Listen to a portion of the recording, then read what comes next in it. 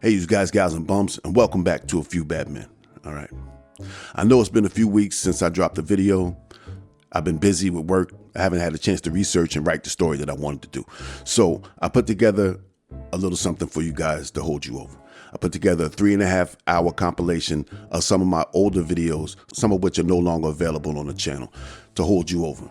I removed the music because I don't think anybody wants to listen to 3.5 hours of the same song. These videos are in their original form. Some of them have the old boss voice, so it's a little nostalgia. So I hope you guys enjoy this, and I'll be back next week with a new video on a new gangster. All right? It's Tuesday, August 18th, 1925, Philadelphia, Pennsylvania. A small-time dope pusher from Brooklyn named Joseph Bruno is walking down Catherine Street between 8th and 9th Street in Philadelphia's Little Italy. It was a hot day, and families sat in front of their houses while children played in the streets. No one took notice to the touring car rolling slowly down the street. When the car pulled along Bruno, 3 men stuck weapons out the window and shots rang out. 14 steel-jacketed bullets made Swiss cheese out of the 26-year-old dope. He fell to the ground. "They got me, all right," was all he could mumble when the police got to him. Around the corner, a patrol car saw the speeding getaway car and gave chase. A rolling gun battle ensued through the streets of South Philadelphia. After a few blocks, the getaway car was able to get some distance from the police. When the police finally caught up to the car, they found a man standing outside of it with 2 of his fingers almost blown off. He was taken into custody. It would not be the first nor the last time. The Philadelphia police were well acquainted with Ignatius and the rest of the Lanzetti brothers.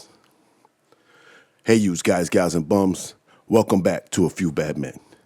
Today we have the story of the Lanzetti brothers, the real-life inspiration for the D'Alessio brothers from season 1 of Boardwalk Empire. Before the Sicilian Mafia controlled Philly, these 6 brothers were the biggest gangsters in South Philly. Their parents hailed from Naples, and they moved to the States sometime in the 1890s and settled in Washington, D.C. Leo was the firstborn in 1895 in D.C. Sometime after that, the family would move to Philadelphia, and Pius, known as Harry, was born in 1898, followed by Ignatius in 1903, Hugo, also known as Willie, in 1902, Lucien in 1908, and Teofilo, a.k.a. Teo, in 1910. Their parents, Ignacio and Rosetta, were very religious, and they named all the boys after popes. All the boys were reportedly good until they turned teenagers, and then one by one, they turned bad. The name Lanzetti is actually incorrect. Their real surname was Lanzetta, but a misspelling in the papers or a police report, and it was Lanzetti, and it stuck. Sort of like Charlie Lucky, whose surname was Lucanilla, but the papers misspelled it Luciano, and it stuck. Growing up, the boys were said to be good kids. Their father was a well-respected sculptor, and their religious mother had them in Mass every Sunday. But by 1933, the brothers would have a combined 63 arrests, 16 of those for murder. The South Philly the boys grew up in was not like it is today. It had only been 30 years or so since the marshland was drained and the Irish started settling below South Street in what was then known as Moyamensing County. The Italians moved in around the turn of the century and made Philly's version of Little Italy. Back then, the neighborhood was comprised of mostly Neapolitans, and the Sicilians did not yet have a strong presence. The man who was recognized as the first boss of Philly, Salvatore Sabella, was a Sicilian from Castellammare del Golfo, and he mainly operated outside of Philly, in Lancaster County and South Jersey. The Lanzettis ruled the streets of South Philly. The Lanzettis, being Napolitano, were raised in the Black Hand tradition. They got their way through intimidation, whereas Sabella and his mafia friends were more in a godfatherly role, the protectors of the community. Businessmen would come to Sabella and ask for his protection as if it was an honor to pay him. Although the mafia was not the biggest gang at the time, they were to be respected. The Lanzettis didn't play by the mafia rules, and the two would bump heads for years. Starting in 1919, the boys started going in and out of jail. Pius would do a few years for theft and drug possession, and Leo would do a couple stints for narcotics. When Prohibition started, many gangs got into the illegal sale of liquor, but the Lanzetti boys did not. Under the leadership of Leo, the boys began to sell bottles and corks and labels to bootleggers. Soon they used muscle to rid themselves of competitors and became the biggest sellers of bottles and corks in the Philadelphia area. They supplied bottles to Mickey Duffy, the real-life Mickey Doyle from Boardwalk, as well as Sabella and his operation. Soon they would get into the counterfeiting of labels, gambling, Shylock, prostitution, and numbers.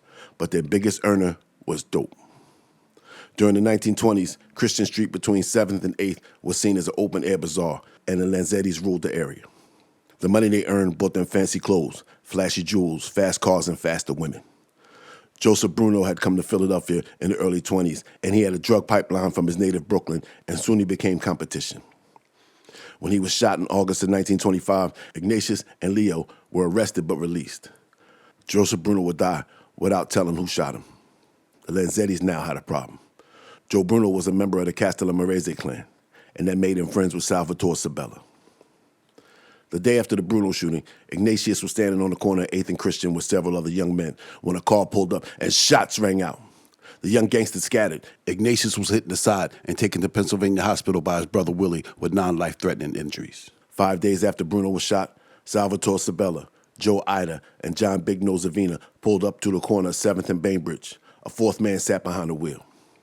At around 8 p.m., Leo Lanzetti came out of his saloon on 7th Street not far from the corner. As he stood there with his youngest brother, Teo, Sabella, Ida, and Avina hopped out of the car wearing masks. They ran up to the brothers, and shots rang out. Leo was hit 5 times in the head, chest, and neck. He died on the spot. The shooters ran back to the waiting car and sped off east down Bainbridge Street. Teo was left unharmed but shaken. With Leo gone, Pius was the oldest, and he was next up as leader.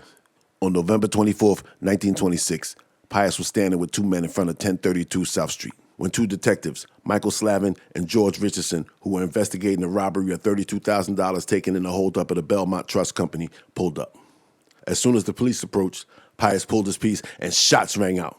Pius shot both detectives while his 2 companions ran off. The police returned fire and Pius ran upstairs where there was a room full of men playing cards. He overturned the tables, scattering the cards and the players, and jumped out of a second-floor window to the building next door and made his escape. The 2 officers were in the hospital fighting for their lives for weeks before they pulled through. Pius himself was hit in the neck and the shoulder. Every police officer in Philly was looking for Pius, but Pius would stay out of Philly, and some say he was in Detroit. While the cops were looking for Pius, they busted into a house at 8th and Fitzwater. 2 men ran, but were caught a few blocks away. At the house, the cops found opium packaged for sale, and the entire second floor was filled with crates of booze, probably stolen. Pius would be back in Philly on April 6th of next year. He was coming out of his restaurant at 16th and Passyunk when 2 detectives pulled guns and arrested him. Pius admitted to shooting the 2 cops, but he said that he thought that there were bad guys coming to do him harm. His defense fell on deaf ears and he was sentenced to 14 years for the shooting. This was not the norm. Throughout their career, the brothers hardly ever faced any justice. Most witnesses were usually too scared or too dead to testify. With Pius gone, and Ignatius spending a lot of his time in New Jersey, that left Willie, Lucian, and the youngest brother, Teo. On April 1st, 1929, Teo was shot in the foot while walking down the South Philly Street with Willie. He was taken to the hospital. When Teo got back on his feet, him, Willie, and George Myers were driving when they were pulled over by police. 2 guns were found in the side pockets of the car. All 3 men were arrested and charged with the guns.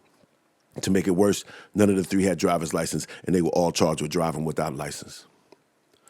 On July 11th, Teo and Willie were found guilty of gun possession. The case would eventually be overturned on appeal, and the 2 were set free.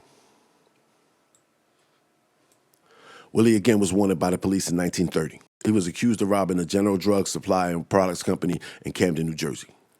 On April 11th, 1930, Willie, along with Anthony Marchetta and Frank Martin, entered the drug company at the height of the business day and announced that this was a robbery. They took $7,200 in checks from the owner and $300 from 2 men who just happened to be there. The bandits raced outside to their getaway car. The Camden police were alerted and 2 officers gave chase. As they rolled through the streets, the 2 cars exchanged bullets. One of the officers got onto the running board of his car and was attempting to jump to the moving vehicle, but a pistol aimed out the window at him changed his mind. The getaway car would crash, and 5 men jumped out and ran in different directions. Frank Martin would be caught after leading the cops on a foot chase. He ran through several backyards and hopped over several fences before being found hiding behind a woman's home. A police informant told the cops where they could find the rest of the gang. The police raided the gang's hideout and found Anthony Marchetta. Pius would be caught driving Marchetta's car a few weeks later. He could not prove that he owned the car and was arrested for car theft. He sat in a cell until a witness at the General Drug Supply Product Company remembered that he was not the man who put a pistol in his face, and he was released. In addition to selling opium, all the brothers were users. On September 6, 1930, the police received a tip that a hot party was going on, and they raided an opium den at 15th and Poplar Street in North Philadelphia. 19-year-old Teo was arrested along with 3 others. The cops found 4 pipes and 2 pounds of raw opium in a dresser drawer. Teo and the rest were under the influence and were arrested without incident for being drug addicts and for possession of narcotics. He would be found guilty in May, and his sentence was suspended while he appealed. By June of 1931, Pius was out of jail and back in South Philly. On June 27th, he was joined by Teo and Ignatius, also back in town, in a courtroom, lending support to another brother, Lucien. Lucien was on trial for highway robbery. During the witness testimony, Lucien blurted out, "She's not telling the truth." With that, Pius, Ignatius, and Teo rushed the stand and tried to get to the witness. They were prevented from doing so by the bailiffs and were kicked out of the courtroom by the judge. In the hall, the brothers were overheard saying that if Lucien was found guilty and convicted, they were going to get Vincent A. Carroll, the assistant district attorney. Teo said he was going to blow his head off. The judge ordered them to be arrested. Lucien was eventually found guilty of robbery and sentenced to a year. The other brothers were sentenced to 3 months for threatening to kill a DA. In the 1930s, the brothers had beef with a few different gangs. One or more brothers was brought in and questioned about the shooting death of Mickey Duffy and AC back in August of 31. They once had a good relationship, but the two groups had fallen out in Mickey's last days. One of the other gangs they had a problem with was run by a guy named Danny Day. One of the activities Danny Day was involved in was prostitution. The brothers also dealt in flesh, and it was not long before the two were at each other's throats. On July 29, 1931, the bullet-riddled body of Tony Messina was found by the side of the road right outside of Camden County. Messina was a bodyguard of Danny Day, who at the time was in jail. Messina himself had been released from jail just a few months prior to his death. He had a premonition of his death and asked police for protection, but no one was there to protect him when someone forced him to a car on the 29th. Ignatius and Teo were brought in but were released due to lack of evidence. Pius would eventually be brought in after a 70-mile-per-hour car chase through the streets of Philly on January 24, along with Tony Narcisse and Louis de Rossi. They were all released. Lucien would be in court again a few weeks later, on January 25th. After Morris Rubin, the owner of the Ace Bottling Company at 8th and Fitzwater, claimed that Lucien walked into his business and demanded money for protection.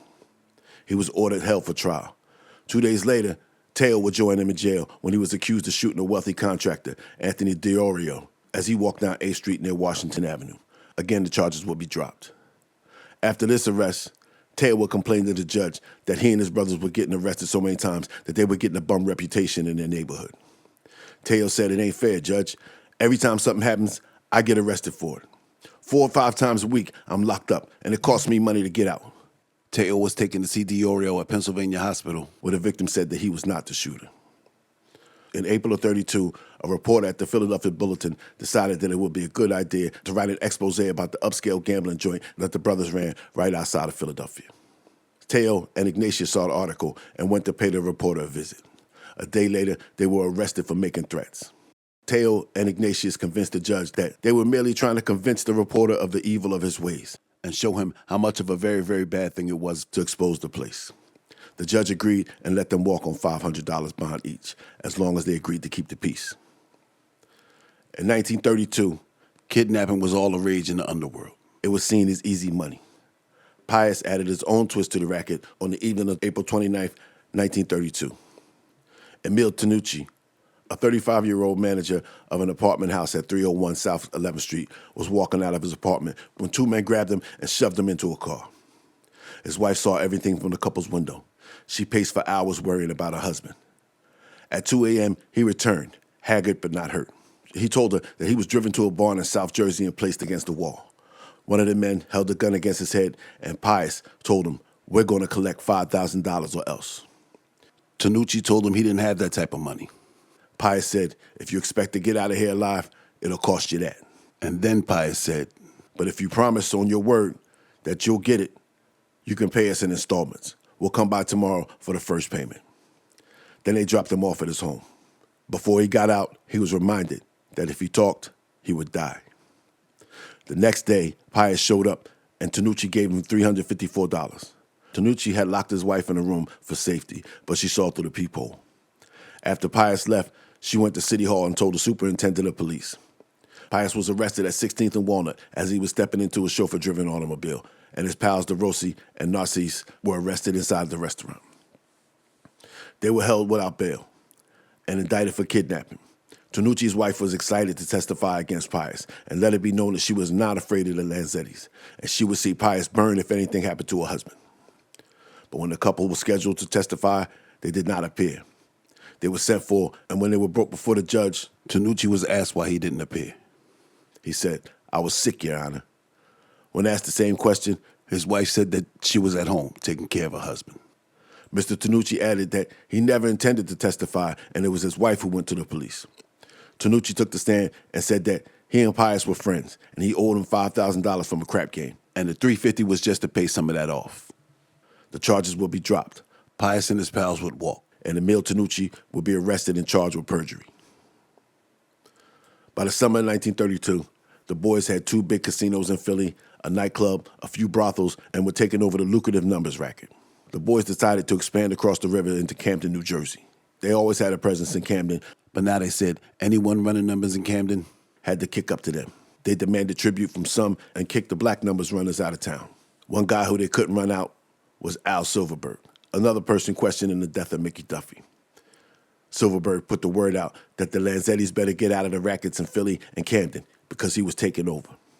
But Silverberg's plans would derail when he was arrested in St. Paul and charged for the shooting of a Prohibition agent back in 1930. Back then, he was working for the Bucket Meyer gang and security at Waxy Gordon's warehouse in New Jersey. He would be arrested in Minnesota in 1932 for the shooting and also accused of taking part in the murder of Abe Wagner in Minneapolis. The Lanzettis had an iron grip on the numbers game in Camden until a small-time arrest led to a big-time raid. A Lanzetti man was arrested in July and charged with running numbers. A few days later, the mayor of Camden and the police commissioner were present when the police raided the Lanzetti's numbers house in Camden. They arrested 17 men, but not one of the brothers. In August of 32, Lucien was arrested in Philly and gave his name as Jimmy Jones from New York. His fingerprints and picture matched Lucien Lanzetti. When the magistrate asked him, did he know Lucien Lanzetti? Lucien said, "I never heard of him." He was sent to jail for 10 days in order to pay a fine. In April of 33, all the brothers except for Teo, who was on the run for a counterfeiting charge, were brought into the police station and charged with vagrancy. They were released a few hours later. The magistrate called them the cream of South Philly racketum, and he said that included white slaving, dope peddling, gunplay, numbers writing, extortion, and any racket that a man with disregard for the law and a distaste for honest labor might turn to his financial advantage. The police ordered round-the-clock surveillance on any place linked with the Lanzetti brothers. In June of 33, Inspector John Driscoll declared war on the Lanzetti brothers. He called it a fight to the end. It's either the Lanzettis or me in South Philly. Ignatius and Lucien were arrested that day and charged with conspiracy to set up a numbers game. That same week, Teo was banned from Atlantic City as an undesirable. Driscoll was making good on his promise to get the Lanzettis. Over the next few weeks, 500 arrests were made, and the police shut down several of their houses. When they raided the one at Broad and Reed Street, Willie and Lucien were caught trying to escape out of a side window. Over the next few months, the police kept the pressure on. The Lanzettis were pulled over, harassed, slapped up, and taken in the station anytime they were seen by police. The brothers would use the heat to their advantage. Whenever they got hit on a big number, they would stage fake raids at one of their houses and welch on paying out to the winners. In November of 1933, 2 men who worked for the Lanzettis were taken for a ride in New Jersey. John Sox Zorkowski and Edward Wallace were shot. Zorkowski would survive, but Wallace would not. 2 days later, the blood-stained and bullet-riddled car of Ethel Greentree, Wallace's sweetheart, was found in Downingtown, Pennsylvania.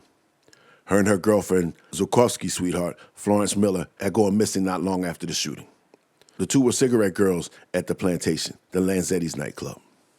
It seems that they knew the killers and were killed in a car and buried in a cornfield near Coatesville, Pennsylvania, to prevent them from talking.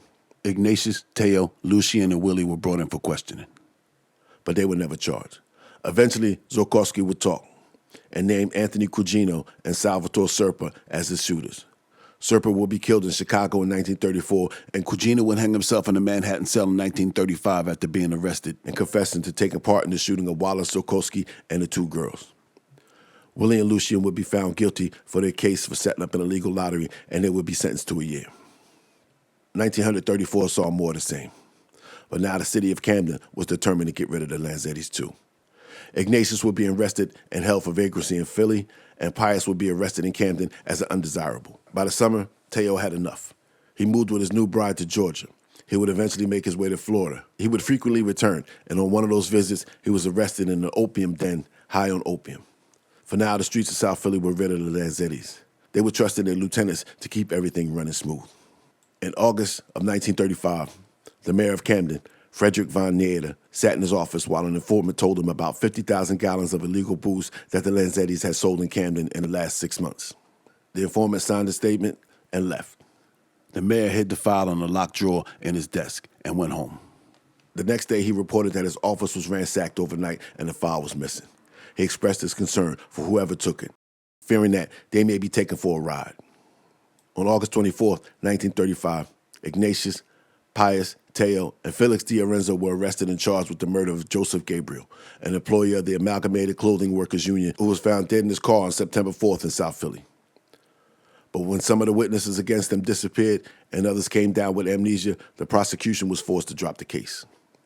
In the spring of '36, Teo was back in Philly, and he was arrested for not registering as a criminal and for being a known drug addict. In August, he volunteered to be locked up for 3 days to prove he wasn't an addict. He was observed by detectives and doctors, and after 72 hours, he was released with a negative report. In the summer of '36, Ignatius was arrested in New Jersey and charged with violating the new Gangster Act that forbade known criminals from living in New Jersey. He was held on $10,000 bail that he couldn't raise. In September, he was sentenced to 5 to 10 years as a habitual criminal. By 1936, John Big Nose Avina was the leader of the Philadelphia Mafia. Salvatore Sabella had returned to Sicily, and John was seen as the biggest numbers runner in South Philly. On August 17th, John Avina was standing on the corner of Washington and Passyunk talking to Martin Feldstein when a car rolled up and shots rang out. Avina fell to the ground, 12 slugs heavier, and died instantly. Feldstein was also mortally wounded, but would survive long enough not to tell the police who shot him. An off-duty cop was on his porch and witnessed the shooting. The car that was used by the shooters will be found a few blocks away. Many people saw the men who abandoned the car, but no one would talk. At 3:55 p.m. on New Year's Eve, 1936, Pius ducked into a sandwich shop at 728 South 8th Street. His face was tense and nervous. He bought a pick-me-up drink and took a table in an alcove that kept him out of the view from the streets. Less than 2 minutes later, 3 hard-faced men walked in. Mrs. Grimm, the proprietor, asked them what they wanted. They shoved her out of the way and said, "We don't want nothing." They walked swiftly to the back, found Pius, and shots rang out. 1 shotgun and 2 revolvers barked. 1 blast of the shotgun blew the crown of Pius's head off. More buckshot peppered his chest. 2 innocent men were shot by strays from the revolver. Samuel Roberts, who was there for a cup of coffee, died at the scene. And Fortunati Starzi got 4 slugs in the back while he was buying cigarettes at the counter. When the police arrived, they found Pius dead. He didn't even have time to open his drink. In 1937, Ignatius would be released from his Trenton cell when his case was overturned by the Supreme Court. He joined Lucien, Teo, and their mother in Florida. The change of scenery did not change the brothers. In August of '37, Teo and Lucien were arrested in Florida for holding up a movie theater for $500. They would be released. The Lanzetti brothers seemed to have a knack for making people want to kill them. In October, gunmen kicked in the door to their estate carrying shotguns and machine guns. The house and the car were shot up, but Teo and Lucien escaped unharmed. A few days later, Teo was on his way to Leavenworth. He had been sentenced to 3 years for selling dope. Federal agents in Philly intercepted a letter he wrote to George Denalian, asking him for heroin. The agents allowed the deal to take place, and then they arrested Teo and Denalian.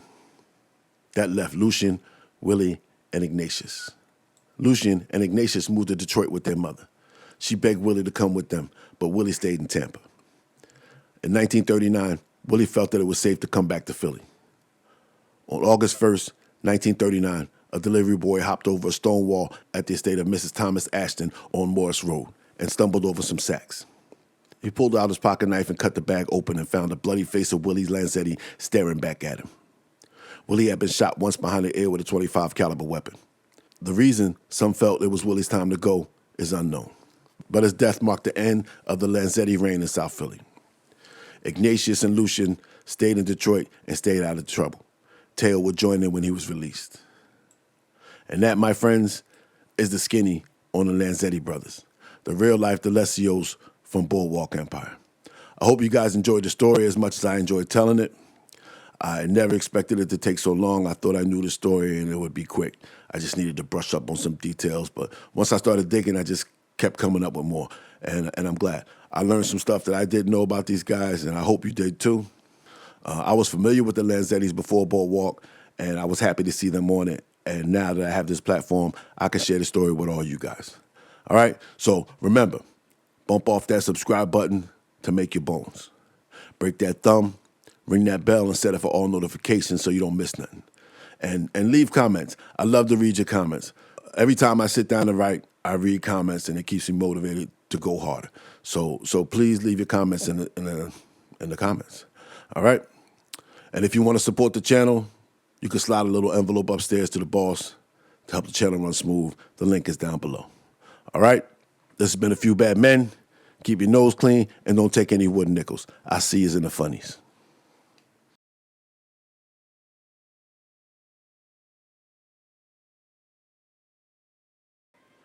Hey, you guys, gals, and bums, and welcome back to A Few Bad Men. All right. Today, we're going to be talking about Joe Aiello, one of the many men who clashed with Al Capone for control over Chicago in the 1920s. Unlike most of Al's beefs, this had nothing to do with bootlegging. It was all political. Joe Aiello was the rare criminal without a criminal record, and that was due to him waiting until he was almost 40 years old to become a gangster. But before we get into Joe, I need to talk to you guys. All right, views have been down lately, and I don't think the quality of the videos have gone down, so it seems like I'm fighting against the algorithm. So to my core guys and gals, the guys I know who are going to watch this video, I need you guys to do me a favor. I need you to share this video on your social media, comment, and watch the full video if you can, or maybe a little longer than usual. That'll let the YouTube bosses know that we mean business over here. All right? And if that doesn't work, I might have to send some of my boys over to see this algorithm guy and bust them up. Let's hope it doesn't come to that. All right, now, enough of this business talk. Let's get into this. Giuseppe Aiello was born in the town of Bagria, Sicily on September 27, 1890. He was the first of at least 7 siblings. And at 17, he moved to the U.S. and settled in Utica, New York with 3 of his brothers. They worked as laborers in a pipe molding factory until Joe met and married Caterina Amara. In 1919, things changed for Joe. His first son was born, and he may or may not have shot a guy named Antonio Gagliano, which forced him to leave town. With the cops on his heels, he made his way to Chicago and settled in the Little Sicily section on the north side. The 22nd Ward was originally the home of Scandinavian immigrants, and it was first known as Little Hell. But by 1920, it had become one of the most popular places to settle for Sicilian immigrants, and 20,000 of them packed a small neighborhood between Chicago Ave and Division Street. In 1920, Joe became a wholesale food distributor along with Antonio Lombardo, another Sicilian. I'm not sure how they met, but their partnership would make them rich men in a few years. When Prohibition went into effect in January of 1920, Aiello and Lombardo realized that they were sitting on a gold mine. One of the items they sold was sugar, and sugar was used by bootleggers in homemade stills to produce alcohol. Aiello and Lombardo sold sugar to bootleggers throughout the Chicago area, but their main customers were the Jenner brothers. The Jenners controlled Little Sicily and had stills and homes of dozens of immigrants. Little Sicily was a small neighborhood on the north side, and the north side, for the most part, was run by the gang of mostly Irishmen, led by Charles Dean O'Banion. The North Side gang clashed with the Jenners for years, and they were the arch enemies of the gang on the South Side run by Johnny Torrio and Al Capone. But that's for another story. Aiello and Lombardo stayed out of the conflicts. They sold to both sides, and they focused on getting rich, and that they did. With his money, Joe opened several bakeries with his brothers and built a huge house for himself and his growing family at the southeast corner of Lunt and Rockwell in the new Rogers Park Manor development. Lombardo and Aiello became rich legitimately. By the mid-20s, they were pulling in 6 figures a year. The Antonio Lombardo and Company had a stranglehold on sugar sales. If you were a bootlegger in Chicago, you bought your sugar from Joe Aiello and Antonio Lombardo. Now, they didn't get this monopoly because they were nice guys or great businessmen. They had help. In the early 1920s, they aligned themselves with the Union Sicilione and Mike Merlo, who was the union president. The Unione, which, as I spoke of before, was an organization that unionized legitimate Sicilian workers around the country, and in Chicago, they had over 15,000 members paying dues. It started off with good intentions, but it was soon infiltrated by gangsters. To be the president of the union was to be a powerful person. He could deliver the 22nd Ward to any politician who had the pockets to buy it, and he was the go-between for the gangsters and the politicians. Mike Merlo kept the peace. He settled disputes, dictated policy, and saw that it was followed. When there was dissent, he had it dealt with. For the most part, Merlo was the boss of the bosses in Chicago. The Northsiders, the Jenners, and the Torrio Capone gang all followed his lead. On November 9th, 1925, Mike Merlo died of cancer, and the entire Chicago underworld erupted into warfare. Beefs that had been simmering for years spilled over into the streets. The first to go was Dean O'Banion, killed in his flower shop days after Merlo's death by Jenna gunmen Albert Anselmi and John Scalise as he shook hands with Frankie Yale, Capone's friend from Brooklyn. In fact, most of the violence that made Chicago infamous in the 20s can be traced back to Merlo's death. Several of those people killed were direct results of his death. His passing left a void. The presidency of the Union was a prized position. It brought along with it tremendous power in the Italian community, ward politics, and not to mention the money that could be made. It was a job to die for, literally. Joe Aiello had his eyes on the job, but his ally Mike Jenner won the job. He held it for a few months before he was killed in a shootout with police on June 13, 1925. The next man up was Salvatore Sabella, another Jenner man. On November 10th, Samutz went into a barbershop at 804 West Roosevelt Road. He was loved by everyone in the neighborhood. He had helped many immigrant families, and he was greeted warmly when he entered the shop for a quick shave before a night at the opera. As the barber was removing the cape, two men walked quickly into the shop, and shots rang out. 8 times the pistols popped. 7 shots went wild, but one caught Samutz in the neck and came out under the shoulder blade, narrowly missing his spine. He was carried to a taxi, and he told the driver to take him to a cigar shop at 814 Taylor Street, where he alerted his friends before being transported to the hospital, where he died a few days later. Again, Joe Aiello thought that he should be named president, but he had competition. Another man had his eyes on the seat, too. Al Capone was not a Sicilian, so he was not eligible to be the president. But if he was able to get a man loyal to him elected, he could control the Union from behind the scenes. And the man he chose to support was Antonio Lombardo. When Lombardo got the job, he and Aiello fell out. This is when Joe Aiello turned from sugar salesman and cheese merchant into a gangster. Aiello expanded his operation. He and his brothers took over the Little Sicily Stills, formerly run by the Jenners, opened gambling houses and ran extortion rings. Joe then allied himself with other men on the north side who also had issues with Capone, guys like Billy Skidmore and John Zutter. In 1927, he began his campaign to be the biggest pain in the ass to Al Capone at every turn. In the spring of 1927, Joe began his plans to make the Union presidency vacant again, and he set out to kill his old pal Lombardo and his new boss, Al Capone. In May 1927, Joe Aiello offered to cook at Al's favorite restaurant at 4805 West 22nd Street in Cicero $10,000 to put prussic acid into Al and Lombardo's minestrone soup the next time they came in. But the chef valued his life more than the $10,000, and he told Al about the plan. The next day, Capone retaliated. On May 28th, Tony and Dominic Aiello were in the Aiello Company pastry shop at 473 West Division Street, along with 2 other men. Outside, a limousine pulled up, and someone stuck a Tommy gun through the curtained back window, and shots rang out. Hundreds of bullets smashed through the plate glass window. The men inside ducked for cover. Tony Aiello fell to the floor and yelled, "I'm dead!" He had been struck in the neck. Charles DeLeo was also hit in the side, but both men would survive. After this, Joe Aiello increased the bounty on Capone to $50,000. He allegedly brought in 2 shooters from St. Louis to deal with Al, but they were soon discovered and disposed of in the alley on the north side. Joe Aiello felt that if he couldn't lead the Union, he would start his own. He sent men to St. Louis and started a rival to the Union there. This resulted in over a dozen shootings, most on Aiello's side, and Joe's boys limped back to Chicago. Joe was determined to get Lombardo and Capone out of the way so he could become the biggest gangster in Chicago.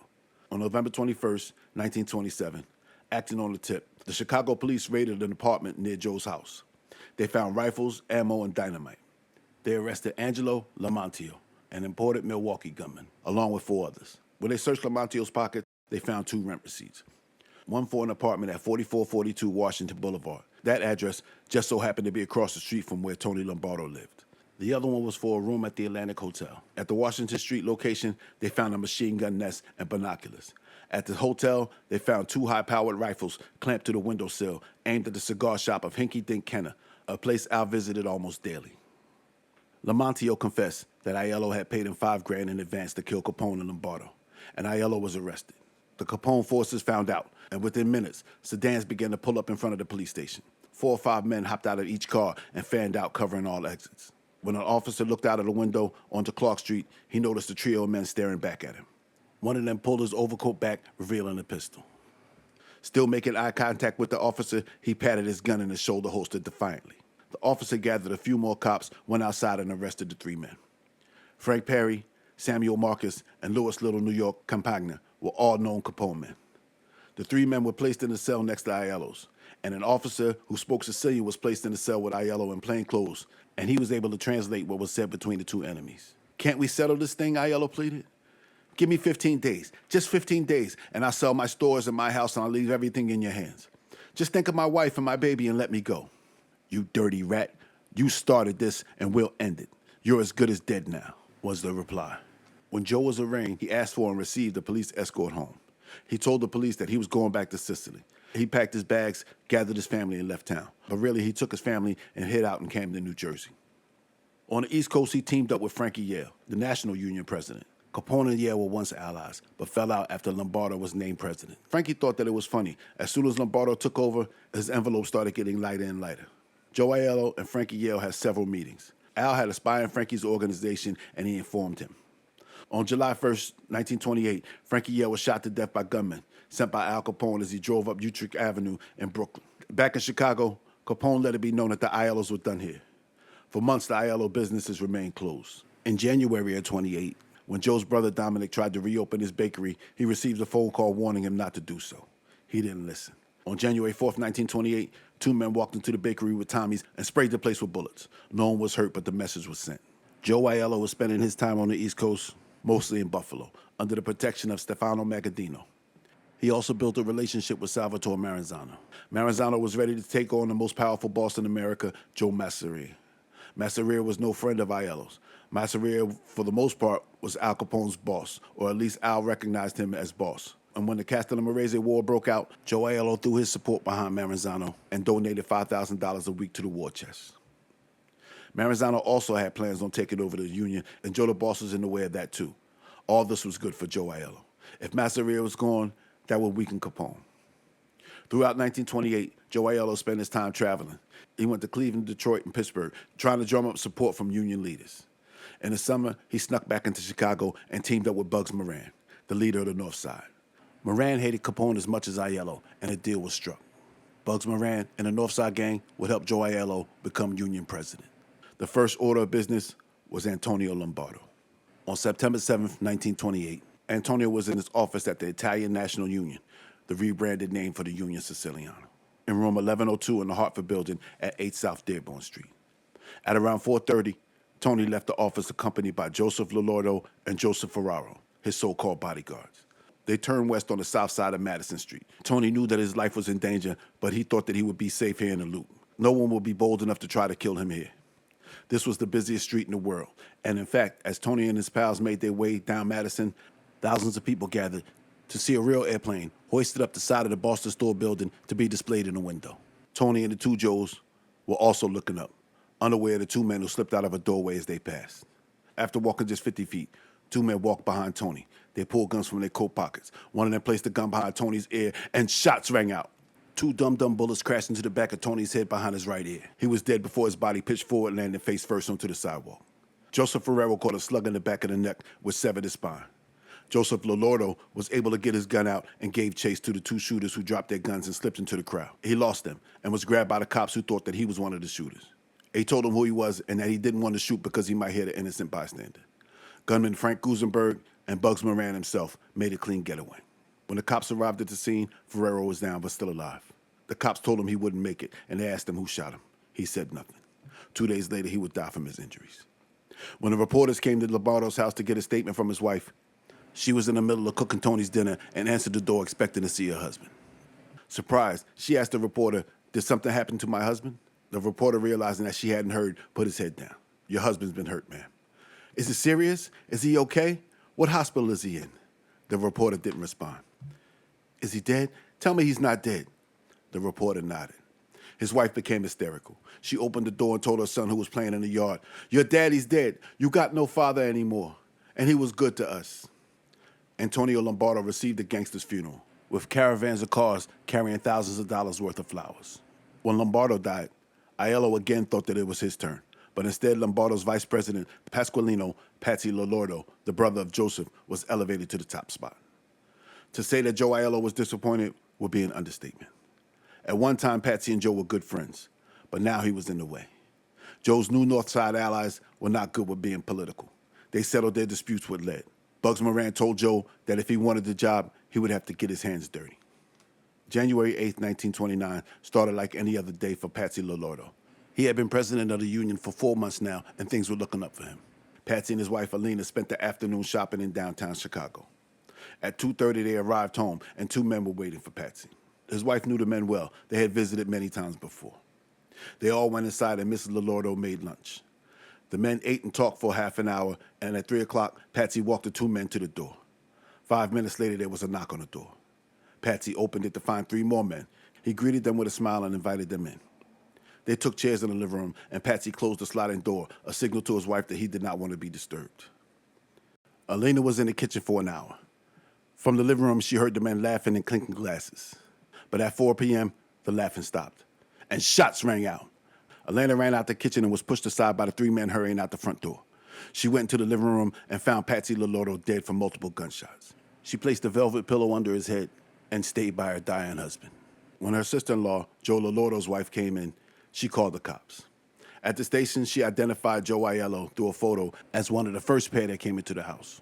When Patsy's son, who was away at the University of Illinois, heard there was a call for him, the first thing he said was, "Did someone kill my father?"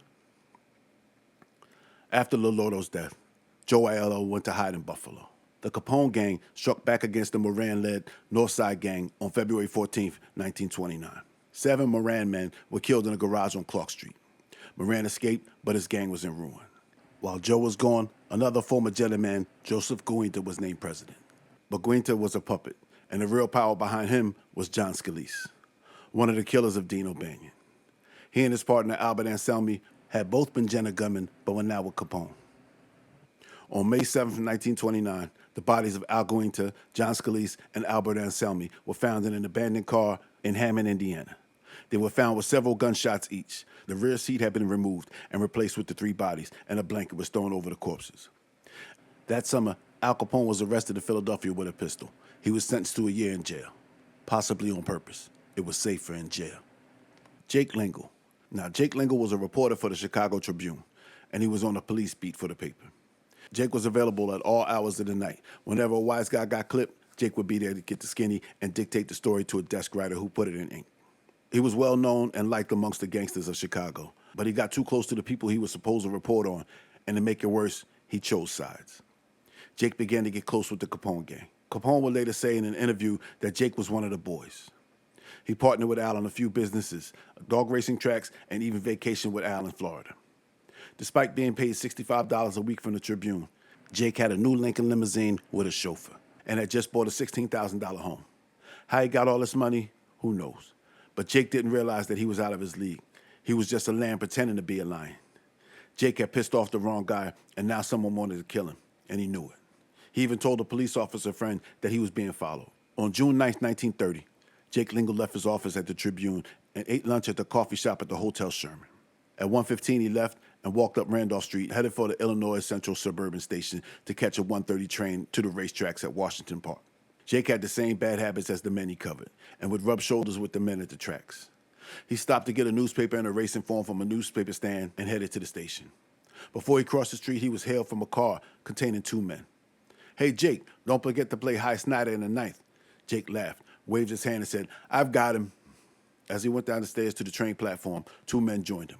One of them was Jack Zuda, an ally to Joe Aiello. During the walk, the other man stopped to get a newspaper, lagging behind a few feet. The witnesses said he walked up behind Jake, pulled a pistol, and shots rang out. The shooter put 1 bullet into the back of Jake's head before dropping the pistol. He stepped over Jake's body and ran up the tunnel, hopped the fence, and escaped up Michigan Avenue. Jake Lingle, a beat reporter, had $9 grand in his pocket. Carl and Dominic Aiello were arrested for the murder and sat in a cell all summer. They would eventually be released. Frank Foster was charged with the murder. He was a Northsider, and the gun left at the scene once belonged to him.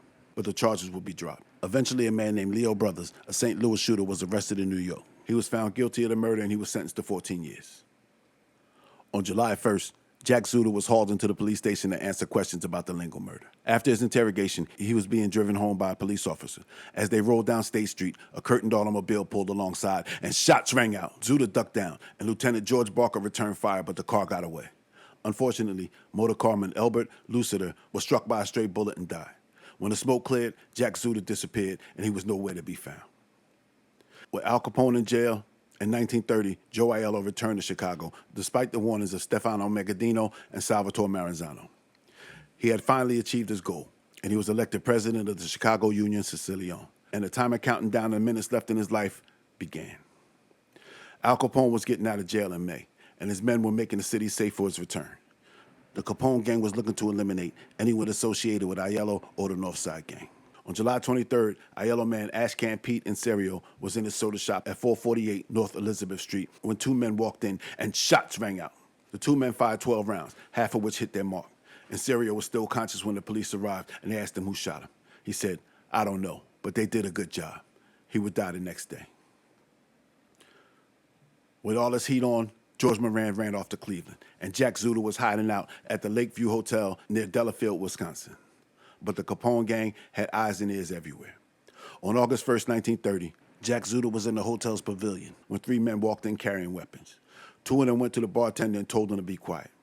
Jack walked across the dance floor unaware and dropped a nickel into the automatic piano, picked his tune, and turned around smiling. His smile went away when he saw a man aiming a pistol at him, and then shots rang out. Jack dropped to the floor with a bullet in the chest, and then the other two men came over and put more bullets into his body before hopping into a car with Illinois license plates and escaping. On May 25th, Peter Plessia, another Aiello man who specialized in extortion, was found in an alley off West Grand Avenue with bullets in his brain, jaw, and shoulder. Two kids told police that they had heard the shots and saw two men hop into a curtained automobile and drive off. Capone's pressure was not always fatal, though. Sam Bruno was a partner with Joe in Aiello and Bruno photography. On June 9th, he was snatched off the corner of Armitage and Laverne Avenue and forced to ride with three men, two of which kept pistols pressed into his ears for the duration. Luckily, he was kicked out of the car on the north side. He immediately went to the police, but he refused to identify his assailants or reveal what was said to him and told the cops he didn't know why anyone would do this. He was given a police escort home and got out of Chicago alive. Joe Aiello knew that his life was in danger, but he needed to be in Chicago and he tried to be smart about it. He was hiding at the house of Presto Giacomo, but Capone's men found out, and he found out that they found out. Not wanting to end up like his predecessors, Joe thought it would be best if he left town. At 8:20 p.m. on October 23, 1930, a call was placed to the yellow cab station at Madison Street and Kedzie Avenue. The caller asked for a taxi to be sent to 205 North Colma Avenue and for the driver to ask for Mr. Presto. When the driver, James Ruan, got to the address and went into the vestibule, he did not see a Presto listed. In fact, all the buttons had been pulled out. He kicked on the door, but no one came. He went back to his cab and flashed a searchlight onto the building. In one window, he saw three shadowy figures looking down. He went back to the vestibule and kicked again. This time, Joe Aiello came out. Ruan walked to the cab a few paces ahead of Aiello. When he went to open the door, he noticed a window opening in the building across the street at 202 Colmore Avenue. Then a man stuck something out the window, and shots rang out. The chatter of a Tommy gun sent lead whizzing past Ruan's head. He ducked and heard Joe moan and saw him take off running. He was staggering and barely able to keep upright as he ran toward the side of the building looking for safety. But he found none. What he found was another machine gun nest. As Joe yanked at his gun trying to defend himself, shots rang out. Another barrage of lead from the third floor of a building on West End Avenue finished Joe off. He crumpled to the ground filled with lead. Ruan called for help, and an off-duty police officer who heard the shots came and helped him get Joe's body into the taxi, but it was too late. Joe had 50 to 60 holes in him, and almost a pound of lead was taken out of his corpse. In his pockets, he had a bus ticket for Brownsville, Texas. When the cops went to the rooms where the shots came from, they found over 1,000 cigarette butts, leftover takeout, dirty dishes piled up, and a half-eaten box of candy. They also found out that the first room had been rented 10 days prior and the second 4 days prior. Several of the payment checks bore the names of well-known Capone gunmen: Joe Fiore, Joe Russo, and Tony Little New York Campagna. No one was ever arrested for the murder of Joe Aiello. Joe Aiello did not receive a funeral like Mike Jenner, Samud Samatuna, Tony Lombardo, Patsy Lolordo, or Joseph Guinta. His body was transported to New York, where he was buried in Riverside Cemetery in Rochester. And that, my friends, is the skinny on Joe Aiello. I hope you guys enjoyed the story as much as I enjoyed telling it. Hope you learned some things about Joe that you didn't know before. If you're new here to the channel and you like what we do, you want to join the gang, first thing you got to do is you got to go out there and you got to bump off that subscribe button. That's the first thing you got to do. That we can't take you serious if you don't do that. Second thing you got to do is you got to break that thumb, and you got to ring that bell and set it for all notifications so you don't miss nothing. All right. Like I said before in the last video, got some new Shots Rang Out merch in the stores. Cups and shirts and hoodies and all that good stuff. Go down there and get yourself something nice. If you want to help support A Few Bad Men, help support these videos, they take a long time to do. There's a few ways you can do that. You can join the Patreon channel for $5 a month. Exclusive videos. I got some videos on there that I don't have on the channel. Also have videos on there with images I can't show on YouTube. So for $5 a month, you can get that. Or you can go to the YouTube membership, and for $5 a month, you can get the same thing. The videos I can't show on YouTube. Okay? So listen, I'm working on a bunch of things right now. So videos may come out a little slower, but I'm doing something else with that time. All right, so just be patient with me, guys. I got some good stuff coming out. A few things that could help take this channel to another level. All right, I'm done yapping. All right, listen, this has been A Few Bad Men. Keep your nose clean and don't take any wooden nickels. I'll see you in the funnies.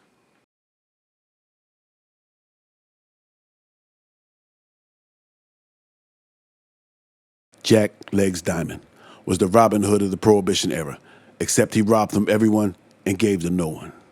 But who was Legs Diamond really? Was he the most feared gangster in New York, or was he the creation of the newspaper reporters? I think the truth is somewhere in between. In 1931, Jack sat down with reporters. I'll be using that interview in this video so Jack can tell his side of the story. He would say, "They think I have horns coming out of my hat and a tail between my legs, and that I have to curl up to sit down. To be clear, none of my friends or family called me Legs. People who didn't know me saw my name under the picture, and I've been Legs ever since. But here's what I think. This stuff written about me has created a mythical figure in the public mind. I mean, this mythical Legs Diamond. Now, I'm Jack Diamond, and I have to defend myself against the mythical crimes, against the mythical Legs Diamond." Hey, you guys, gals, and bums, and welcome back to A Few Bad Men. All right, today I have Legs Diamond Reloaded. I wanted to do part 1 and part 2 together, so this is a longer video than usual, and I'm sorry for the delay, but it took a lot to get this done. All right, so you guys been around you guys know that I did Legs 2 years ago, but it got taken down. So I had something to prove with this one, and I found a lot of new information and a lot of images that haven't been seen in almost 100 years. So I hope you enjoy. All right, so let's get into this. John Thomas Diamond was born July 11th, 1898 in Philadelphia, Pennsylvania. Now, I know some people out there are going to say, but Wikipedia says he was born July 10th, 1897. But Wikipedia is wrong, according to his birth certificate. He was the first of many children born to John and Sarah Diamond. The Diamonds lived at 2336 East Albert Street in a mostly Irish neighborhood in the Kensington section of Philadelphia. The Kensington of Jack's youth was not the Kensington of today. The neighborhood was full of working middle-class people who spent their whole lives in the area and said that there were no gangs, and most of the people didn't even lock their doors at night. John Diamond found work as a glass packer and later entered the coffee roasting business. On July 9th, 1902, Jack's younger brother, Edward Diamond, was born. John and Sarah were both children of Irish immigrants, and they were Irish Catholic. So when Jack became old enough, he attended St. Anne's Catholic Church at Memphis Street and Lehigh Avenue, which was 1 block over from his house. According to the nuns, Jack was a below-average student, and he often was disciplined for his behavior. John and Sarah had 2 more children, Thomas and Margaret. By the time Jack was 8, the Diamond house was crowded and full of crying babies. So John moved the family to a bigger house at 2220 Cumberland Street. Jack began to spend more and more time in the streets, and so did his father. He had gotten involved in politics and became the Democratic Ward Committeeman for the 25th Division of the 31st Ward. And he spent most of his time down at the local bar getting drunk and talking politics. Jack became acquainted with death early in life. Jack's 2 younger siblings, Thomas and Margaret, both died. Thomas in 06 at a year and a half old of bronchitis, and Margaret in 07, causes unknown, at just 9 months old.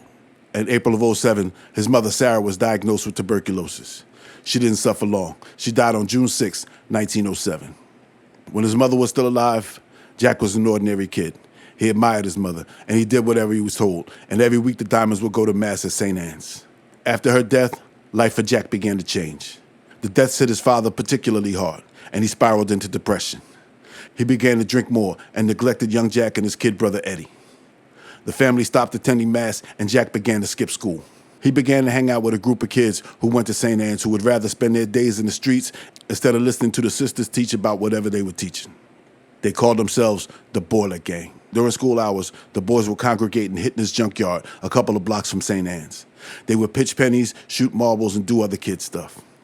The junkyard was a perfect place to hide when Mr. Traw, the truant officer, came looking for them. One of the younger kids would be posted as a lookout.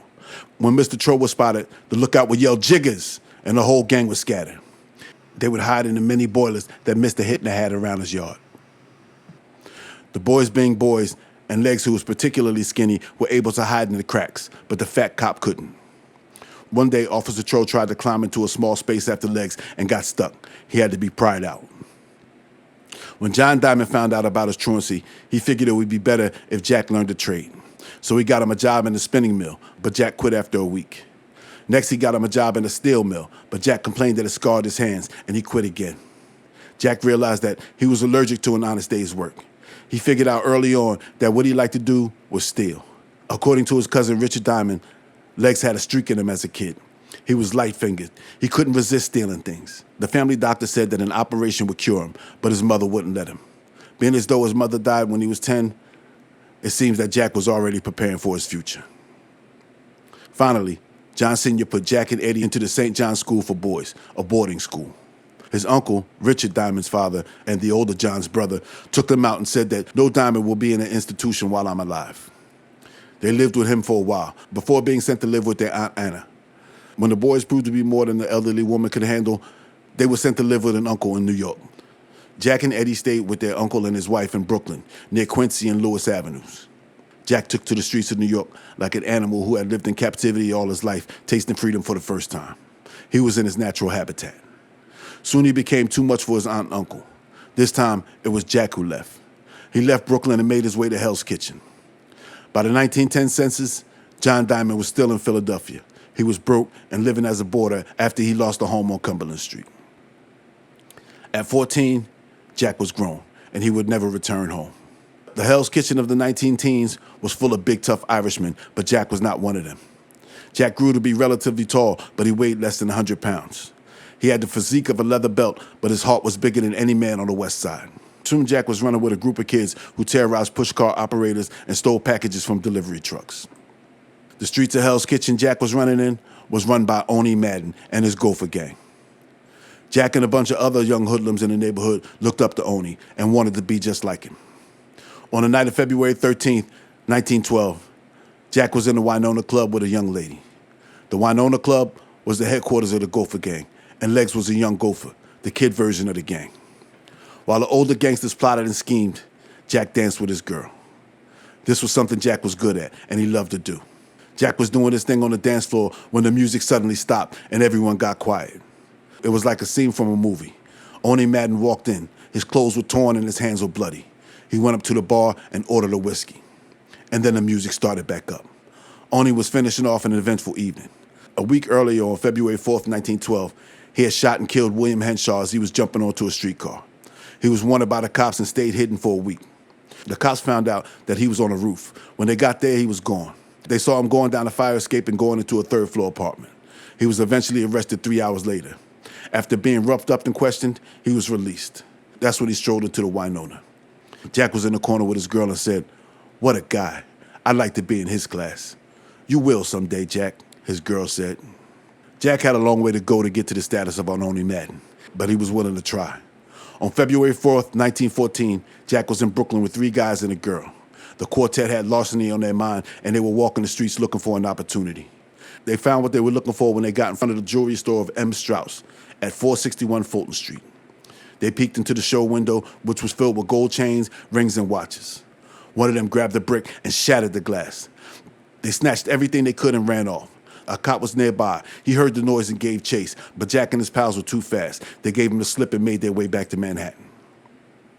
Later that afternoon, traffic cop Herman Shoreditch saw Jack and his crew standing in front of a pawn shop. The kids huddled up for a few seconds, and then one of them went inside. A few seconds later, he came back out, and the crew started stepping lively down the street. Officer Shoreditch smelled something funny. He left his post and ran over to the pawn shop. He asked the clerk what the boys wanted. The man told him that the boys had a bunch of gold chains and watches. The clerk thought it was funny, so he told the kids to beat it. Shoreditch took a car and caught up with the quartet. Jack was arrested along with Anna Schick, James Byrne, and James Doyle. The police found 50 gold chains and several small clocks on them. Jack would eventually admit his role and was sentenced to 2 years for robbery. He was sent to Hart Island. This was a hard prison, and there was no love on Hart Island. The decrepit prison was so bad, it was on its way to be decommissioned when Jack got there. As a young first-time offender, Jack should have been in the first group of prisoners to be transferred to a better prison. But Jack couldn't stop his criminal ways, even in prison.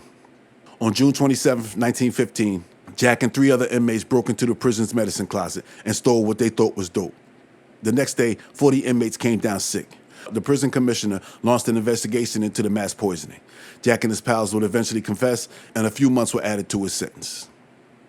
2 years later, when he got back to the streets of Hell's Kitchen, he was a more hardened criminal, and his crimes showed his growth. He was arrested twice in 1916, once for assault and robbery, and again for grand larceny. In June of 1916, Jack enlisted into the 9th Regiment of the National Guard. A few days after he enlisted, he was arrested for third-degree assault. He told the judge that he had recently enlisted, and the judge dropped the charges. Jack took to the service like he took to honest work, and not long after he reported for duty, he went AWOL. Jack just couldn't stay put. He went AWOL 3 times in his first 5 months of service. His first offense, though, may have been an honest mistake. While on leave, Jack went to visit his kid brother Eddie, who had moved back to Philly. Jack missed the last train and was listed as AWOL. The next time he escaped, he got married to a woman named Catherine Williams. But Jack had a problem with keeping his hands to himself, and after he was caught in New York and sent back to New Jersey, they never saw each other again. She would later have the marriage annulled. Jack was confined to Camp Merritt in New Jersey. But Jack had a restless soul, and he was not cut out for the army life. He missed the action of the streets. So on January 31st, 1918, Jack reportedly stole a handgun and some clothes and took off again. He went back to the streets of New York, back to his element. He wasn't hiding either. Jack continued his criminal ways. He was free for 6 weeks until he was arrested with 3 other men for the attempted robbery of Harold Aiello, a diner owner. Jack and his friends came into the diner in the early hours and ordered food. When Aiello went back to the kitchen, one of the men attempted to steal the money from the register. But being suspicious of the men, Aiello had locked it before he left.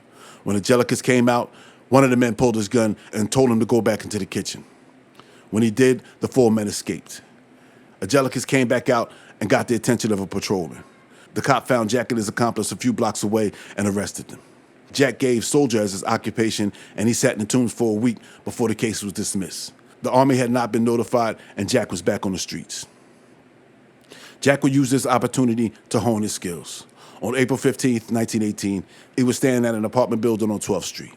Jack and some of his pals broke into several apartments and stole cash, jewelry, and clothes. One of the victims, Frank Plume, reported the theft to the police. A few days later, an officer saw Jack at 20th Street and 5th Avenue. By now, Jack was well known to the cops of Manhattan. The cop went over to Jack and told him to put his hands up. He searched him and found a loaded handgun, and Jack was arrested. Feeling that Jack might be responsible for the apartment burglaries, the cops called Frank Plume to come to the station. Identifying Jack was easy. When he was brought in before Plume, Jack was wearing the man's suit. Jack was charged with grand larceny. He pled not guilty, and the charges were eventually dropped. The government had finally stepped in, and he was taken back to New Jersey. This time, the government decided to send Jack over to France and let the Germans deal with him. The change of scenery didn't help Jack's outlook on the military. Soon he went AWOL again. He was assumed dead or missing in action, but Jack was probably spending his time with a local French girl or something. When he finally returned, he was charged with desertion and sent back to the U.S. He was court-martialed and found guilty, given a dishonorable discharge and sentenced to Leavenworth. This is what Jack had to say about his time in the military. I suppose one of the things that got under my skin was the way my Army record was interpreted, so as to make me look like a slacker or appear like I stole from fellow soldiers. That simply doesn't happen to be true. Right on the record, it shows that I enlisted back in June of 1916 in the 9th Regiment. That doesn't look like a slacker, does it? And I didn't steal anything from other soldiers. It wasn't pointed out that I was in France from July 18 to the following January. When I was sent back, it was to stand a court-martial for an offense that took place in this country before I went over. I admit I went AWOL before we went across. And while I was AWOL in this country, I was accused of stealing some clothes from a place I was staying. But that's not like saying I'm a slacker or stole from my outfit. Jack got out of Leavenworth just as criminals were realizing that they could make themselves rich men by violating the unpopular prohibition law. There were a few ways of getting into the bootlegging game. You could put money up and buy booze from countries where booze was still legal. You could bribe crooked prohibition agents and purchase permits for legal government alcohol. You could make your own wine. moonshine, or beer. Or you could take the booze that those other guys had at the point of a gun. Jack chose the latter. In 1921, Jack was pardoned by Warren G. Harding. He returned to Hell's Kitchen and began robbing lofts and warehouses of silks, furs, jewelry, and anything they could get their hands on. And the man who fenced the stolen goods was Arnold Rothstein. Arnold was the biggest loan shark, gambler, and fence in New York, and he was looking to get into bootlicking. He was in the market for some tough guys to protect his shipments, and Jack and his kid brother fit the bill. He teamed Jack up with some other young hoods that he employed. One of them was a guy named Salvatore Lucania, who went by Charlie Lucky. Maybe you heard of him. Jack and Charlie were the guys who ran shotgun for Arnold. One of Jack's first jobs came in the fall of 1921. Arnold was convinced into financing a shipment of rum from the Bahamas by Dapper Dan Collins. Dan went to the Bahamas with the money AR put up for 1,200 cases of rum, and he had money for 150 cases for himself. When Dapper Dan got back to the States, he pulled into a private dock in New Jersey, one of many owned by Rothstein. A while later, Jack led a caravan to the docks, and they loaded the 1,200 cases onto the trucks. Collins told him that the 150 remaining cases were his and part of a separate deal. Dapper Dan hopped into the truck and rode to the warehouse with Jack. They argued about the 150 cases left behind him. And again, Dan explained to Jack that this was a separate deal. They dropped the 1,200 cases of rum off at the warehouse. And a couple of hours later, a truck rolled into the dock in New Jersey. Legs hopped out and said that he was here to take the 150 cases. He put the booze into his truck and left. The next day, Arnold and Dan sat to divvy up the profits. Dan had earned $12,000 from his deal with Rothstein and half of the selling price for the booze that Jack stole. By 1922, Jack was becoming a person of importance. He supplemented his income from Rothstein with hijacking booze from small-time bootleggers. Arnold Rothstein eagerly took all of the stolen booze off Jack's hands at a discounted price. Jack started the Wolverine Taxi Service Company, and he had a fleet of over 50 cars. He hired drivers, radio operators, and hotel runners. Now, the cab business in the 1920s was huge. Most people in New York didn't have cars, so it was a good business to get into. It was also a good way to transport your booze around town. The cops are less likely to pull over a cab with a young couple or an old lady in the back. On August 1st, 1923, Jack took another swing at the married life. He married Alice Kenny, and she would be there for him through all the turmoil in the years to come, even when Jack wasn't always there for her.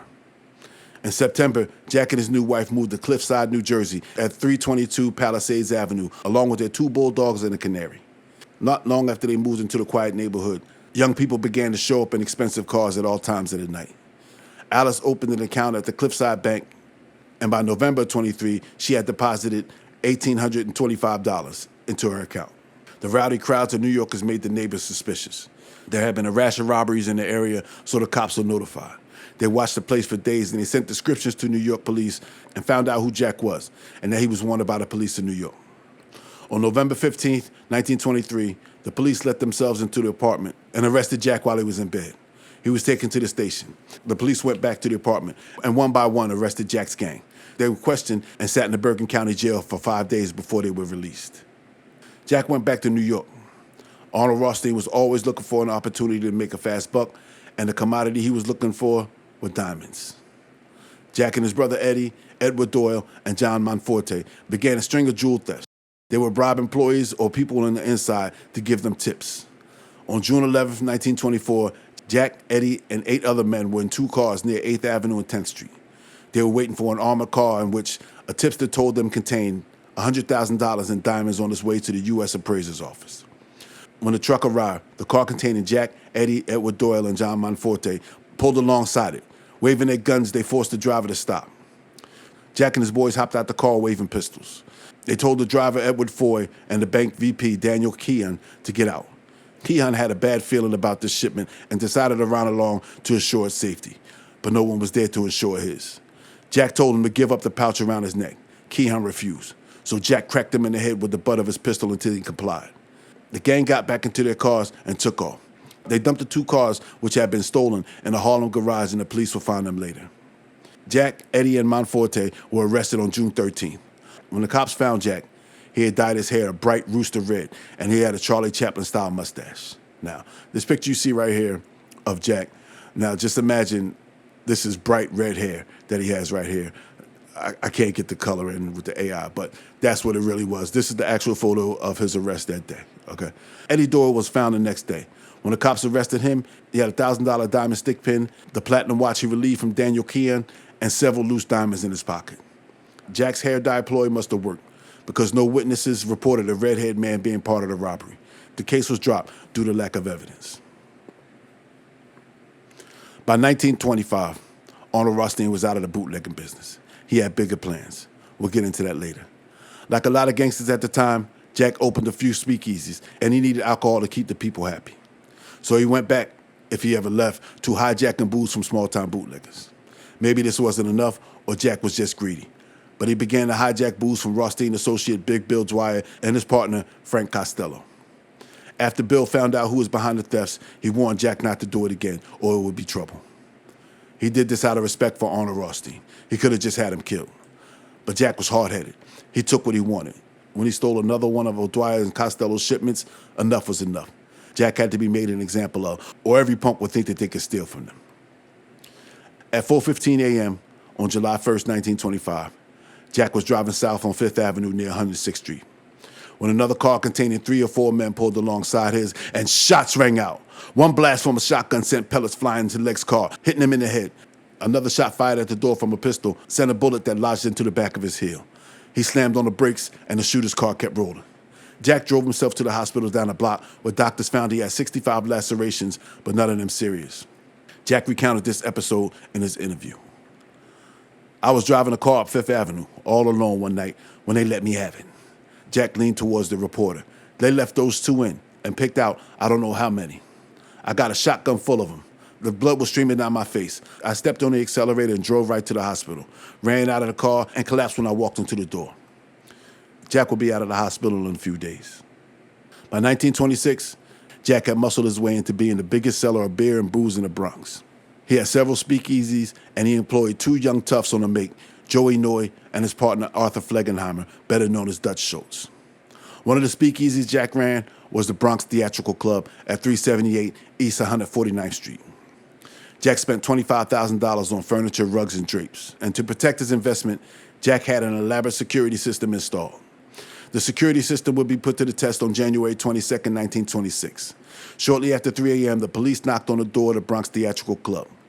When the doorman looked through the peephole, the cops demanded he open the door. Instead of complying, the doorman laughed and shut the peephole. The cops sent for tools from the Alexander Avenue police station. More officers returned with sledgehammers and crowbars. They broke down the first door made of wood and glass, only to be met by a steel gate. For half an hour, the police hammered and twisted at the gate. All the while, the people inside kept the party going. The band played on, couples danced, and people drank all the booze they could. Two wooden barrels were placed in the middle of the dance floor and used to smash the bottles and destroy the evidence. As the cops were getting close to getting through the steel gate, they heard the rumbling sounds of a motor, followed by the lowering of a steel shutter. The sledgehammers and crowbars had little effect on the steel shutter. Finally, the police were able to lift the shutter about a foot off of the ground. The smallest cop then squeezed his way through the opening. When he got to his feet, he didn't receive the reception he was expecting. Instead of being angry at him, the patrons, now soused out of their minds, cheered him on, and the band played Hail the Conquering Hero Comes. After all their hard work, the police only found 1 bottle of champagne. No arrests were made, and the revelers went on their way with a story to tell. So like I covered in the Arnold Rothstein video, there was a law that said if an establishment was raided and nothing was found, an injunction could be requested that would prevent the place from being raided again. So the cops missed their opportunity to shut down Jack for now.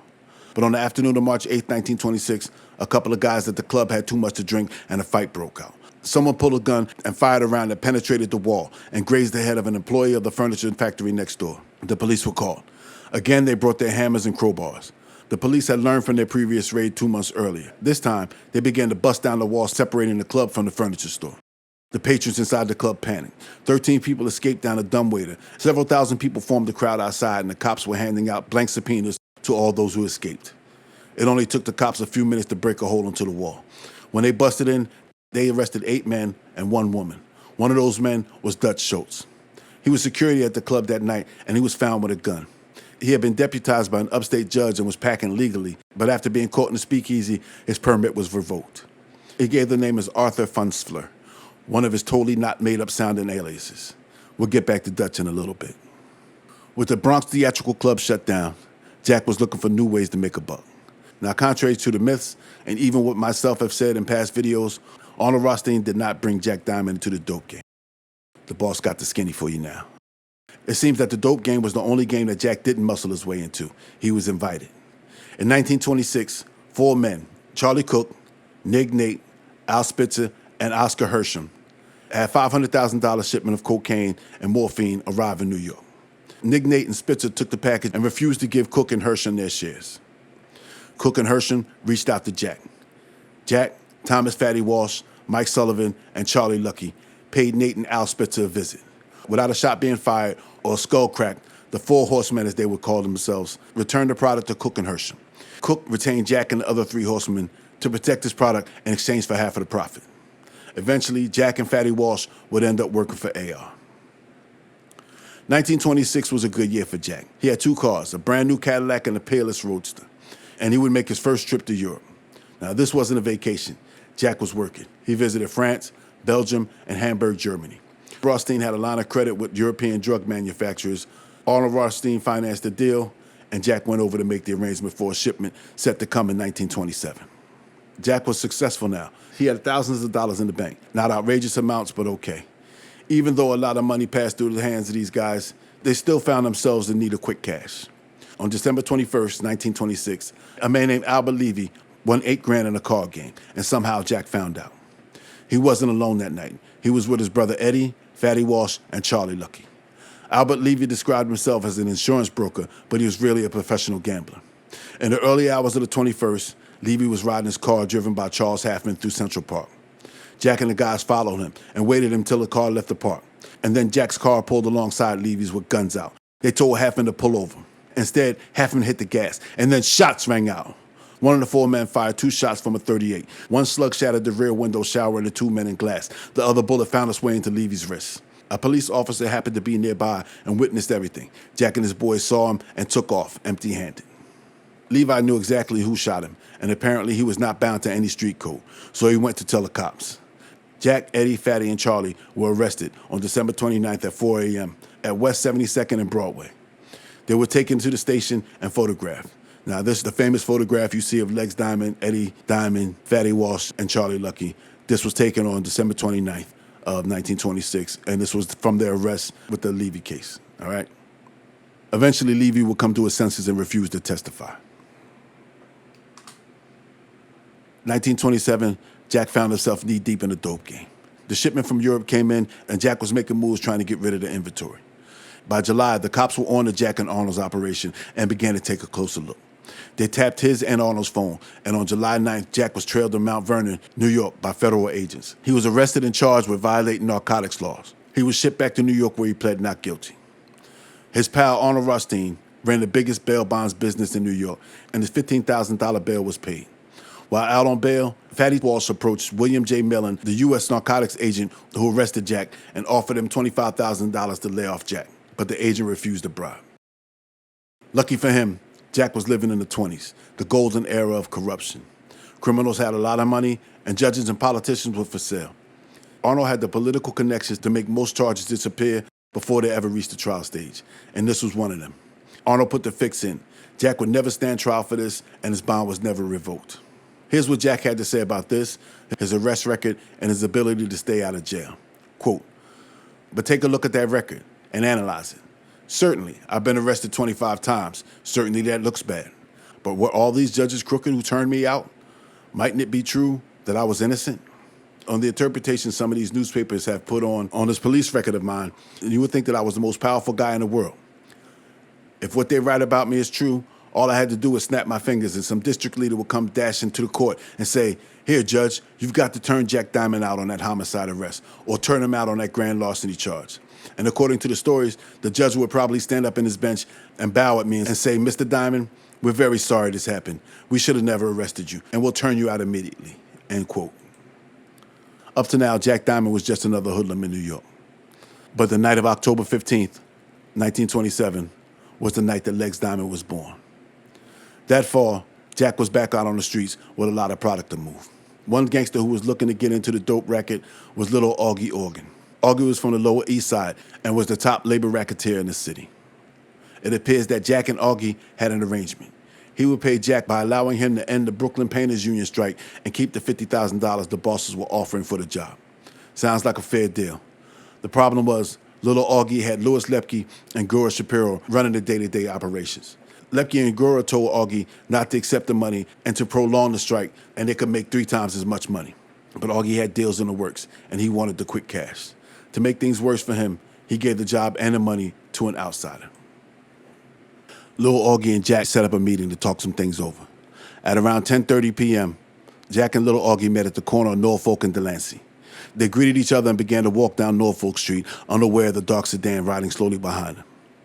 2 men got out of the car and walked swiftly behind Jack and Augie.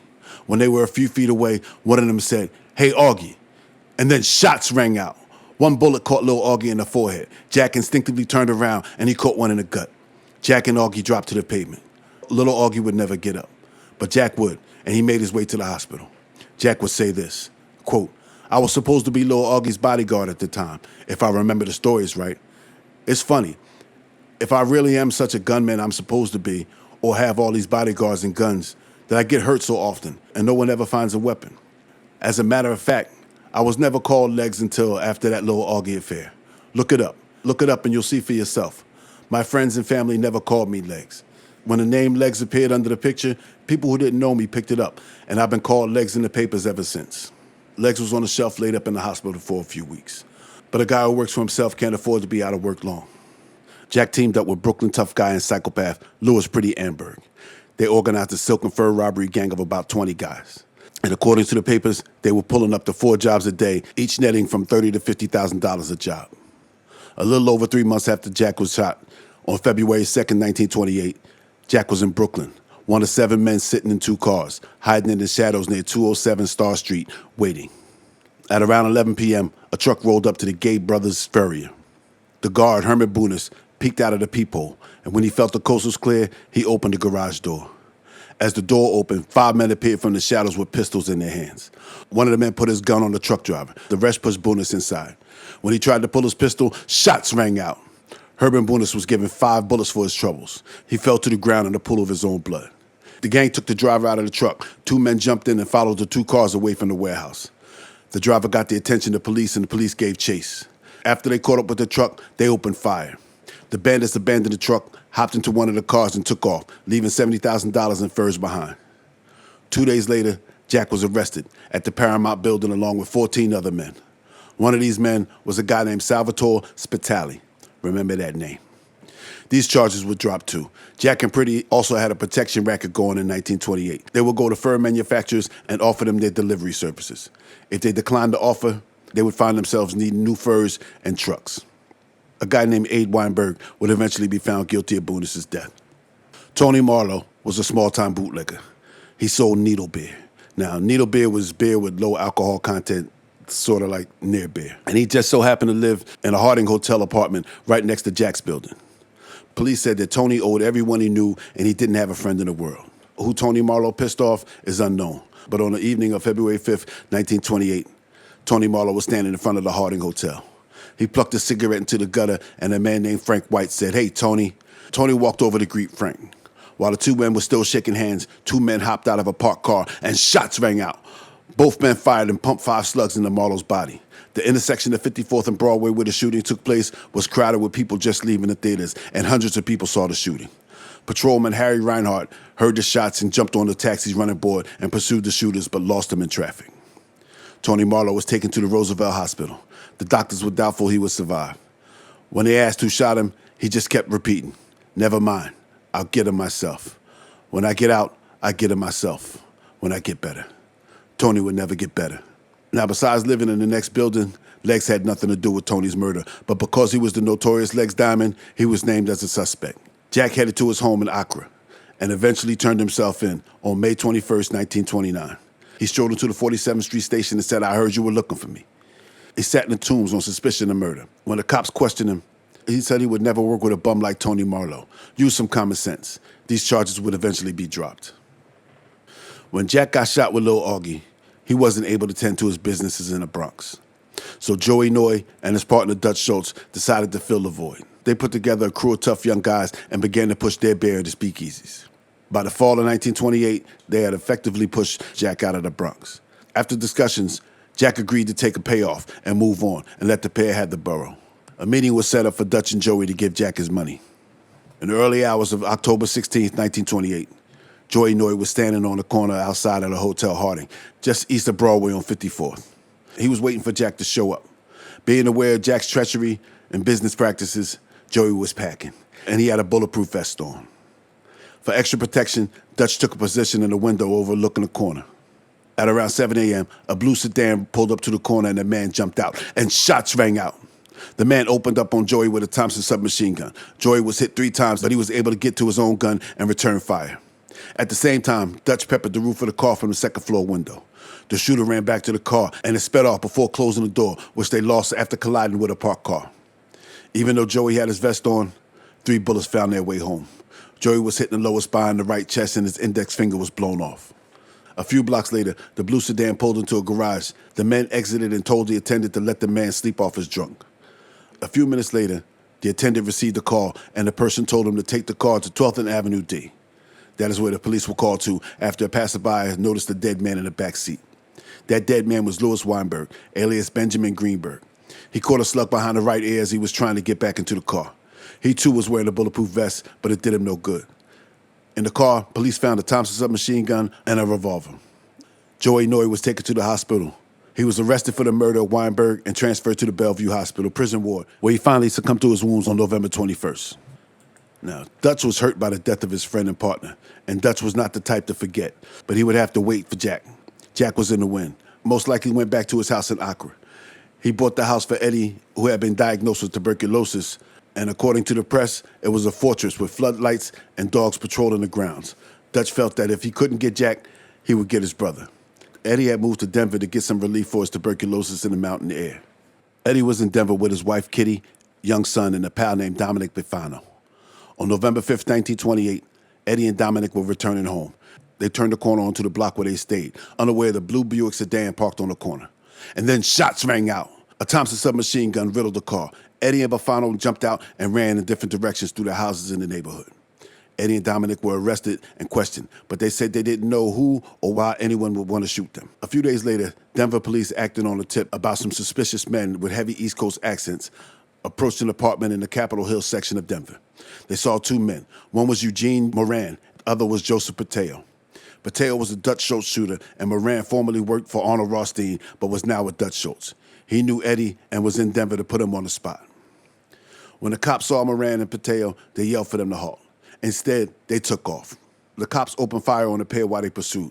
Moran was captured after a brief chase, and Pateo was found in the basement. He slid down a coal chute and put his gun to the back of the janitor, Harry Peck. He hid behind Peck and told him to tell the police he hadn't seen anyone. When the cops moved the janitor away, they found Pateo. The 2 were taken into the station, where Moran gave his name as James Joseph Jackson and Pateo gave his name as James Joseph Nolan. When the police searched their apartment, they found a small arsenal in one of the suitcases. They found a machine gun, an automatic rifle with a silencer, and 2 handguns. When asked by the police what the guns were for, they said they were for hunting. Well, technically, they were not lying. Eddie and Dominic Bifano were brought in to identify the men, but Eddie, despite working with Moran for Arnold Rothstein, said he never saw the men before. The day after Eddie was shot at, Arnold Rothstein walked into the Park Sheraton Hotel, the biggest gangster in New York, and he walked out a dead man. The paper said that Legs, as he was now known in the papers, was in room 349 when George McManus put a slug in the AR's groin, but it's doubtful. By the end of the 1920s, there were an estimated 32,000 speakeasies in New York City, and they brought in over $1 billion in profit.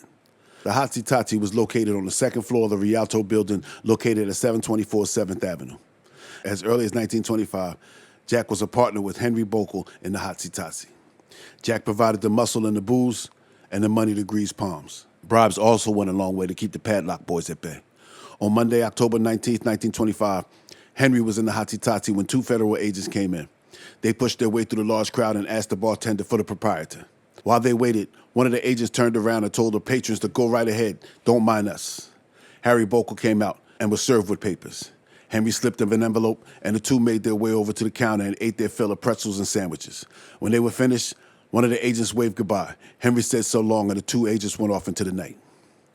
For years, the Hotsy Totsy was the place to be for the late-night party crowd. In January 1926, a jazz and blues composer named Henry Boosie met a girl at the Hotsie Totsie and got so drunk and had such a good time that he married her later that night. When he sobered up, he fought to have the marriage annulled. At around 4 a.m. on July 13, 1929, William Red Cassidy, a semi-successful bootlegger from Hell's Kitchen, his brother Peter, and a friend Dewey Hennigan stumbled their way into the Hotsie Totsie. They had been bar hopping all evening, and the Hotsie Totsie was supposed to be the last stop before they headed home.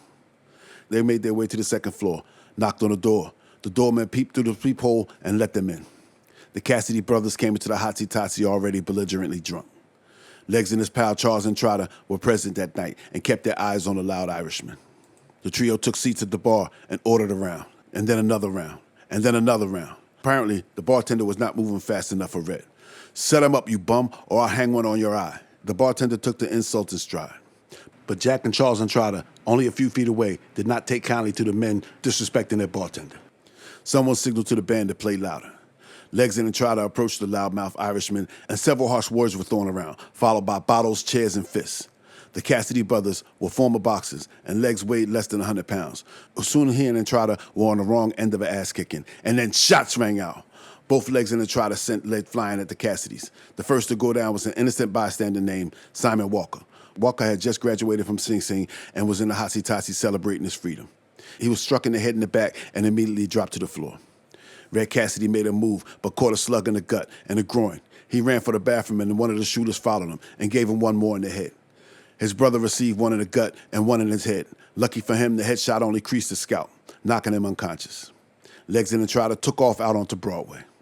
Someone piled Red into a car and drove him to French Hospital. They alerted the staff and took off. Red regained consciousness just long enough to tell the cops nothing. He slipped back into a coma and died at 5:30 a.m.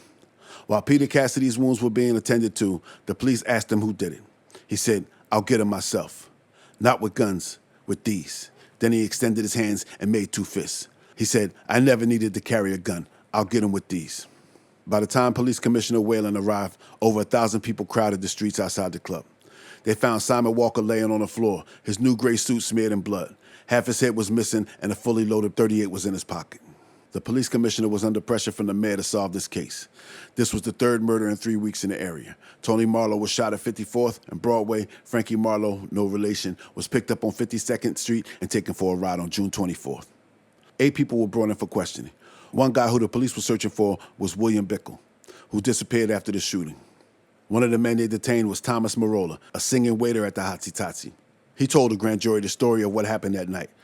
On July 19th, Judge L. Donaldson issued warrants of arrest for Jack and Trotter. But Jack and Trotter were in the wind. They understood that the only thing between them and the trip to the electric chair was the witnesses. The day after the indictments came down, William Walgas, 39, was found on a lonely road between South Amboy and Old Bridge in New Brunswick, New Jersey. His body was stumbled upon by 2 teens. He had a straight line of 9 bullet holes from his head down his right side. Wolfgang was one of the waiters at the Hotsie Totsie on the night of the shooting. It appears he was snatched off the streets in New York and taken to New Jersey, where he was let out and told to run. He only got a few feet before a machine gun laced his side. Out of the 3 witnesses that could corroborate the story, Walgas was the only one to receive a proper funeral. The other 2 would disappear and would never be found, including William Bickle, the bartender. In 1926, Marion Strasmick, a 17-year-old dancer from Boston, made her way to New York to make it big on Broadway. Marion was a beautiful redhead with a lot of talent, and soon she landed a job as a dancer in the Ziegfeld Follies. She performed in several Broadway shows, including a production of Rita Rio, which opened on February 2nd, 1927. She was reportedly given the name Kiki by a big-time Hollywood producer, and by 1928, she was known throughout Broadway as Kiki Roberts. Sometime in 1928, after a show, she was introduced to Jack. After a courtship of a few months, Kiki became Jack's girl. Jack was still married to Alice, but did not hide his relationship with Kiki. Wherever Jack went, so did Kiki. When Jack went back to Accra, so did Kiki. Jack set her up with an apartment, and sometimes she stayed at the house. How Alice took this, I'm not sure, because there are conflicting stories. One story said that Alice became upset and left. One story said that Kiki became upset and left. And one story said that Jack was running a sex cult in his Accra home. Jack was still in the wind, hiding from the Hotsie Totsie incident when his brother Eddie lost his battle against tuberculosis on January 14, 1930. The cops were well aware of Jack's affection for his little brother and knew that he would not miss an opportunity to say goodbye. They staked out the funeral, but Jack never showed. Legend has it that he was smuggled into the mortuary the night before and said his goodbyes in private. Charles Entrada was arrested in Chicago on August 24th. He would stand trial and be acquitted. He was rearrested in New York for violating his parole and was sent back to jail. With all the witnesses gone, Jack turned himself in 1930, and all his charges were dropped too.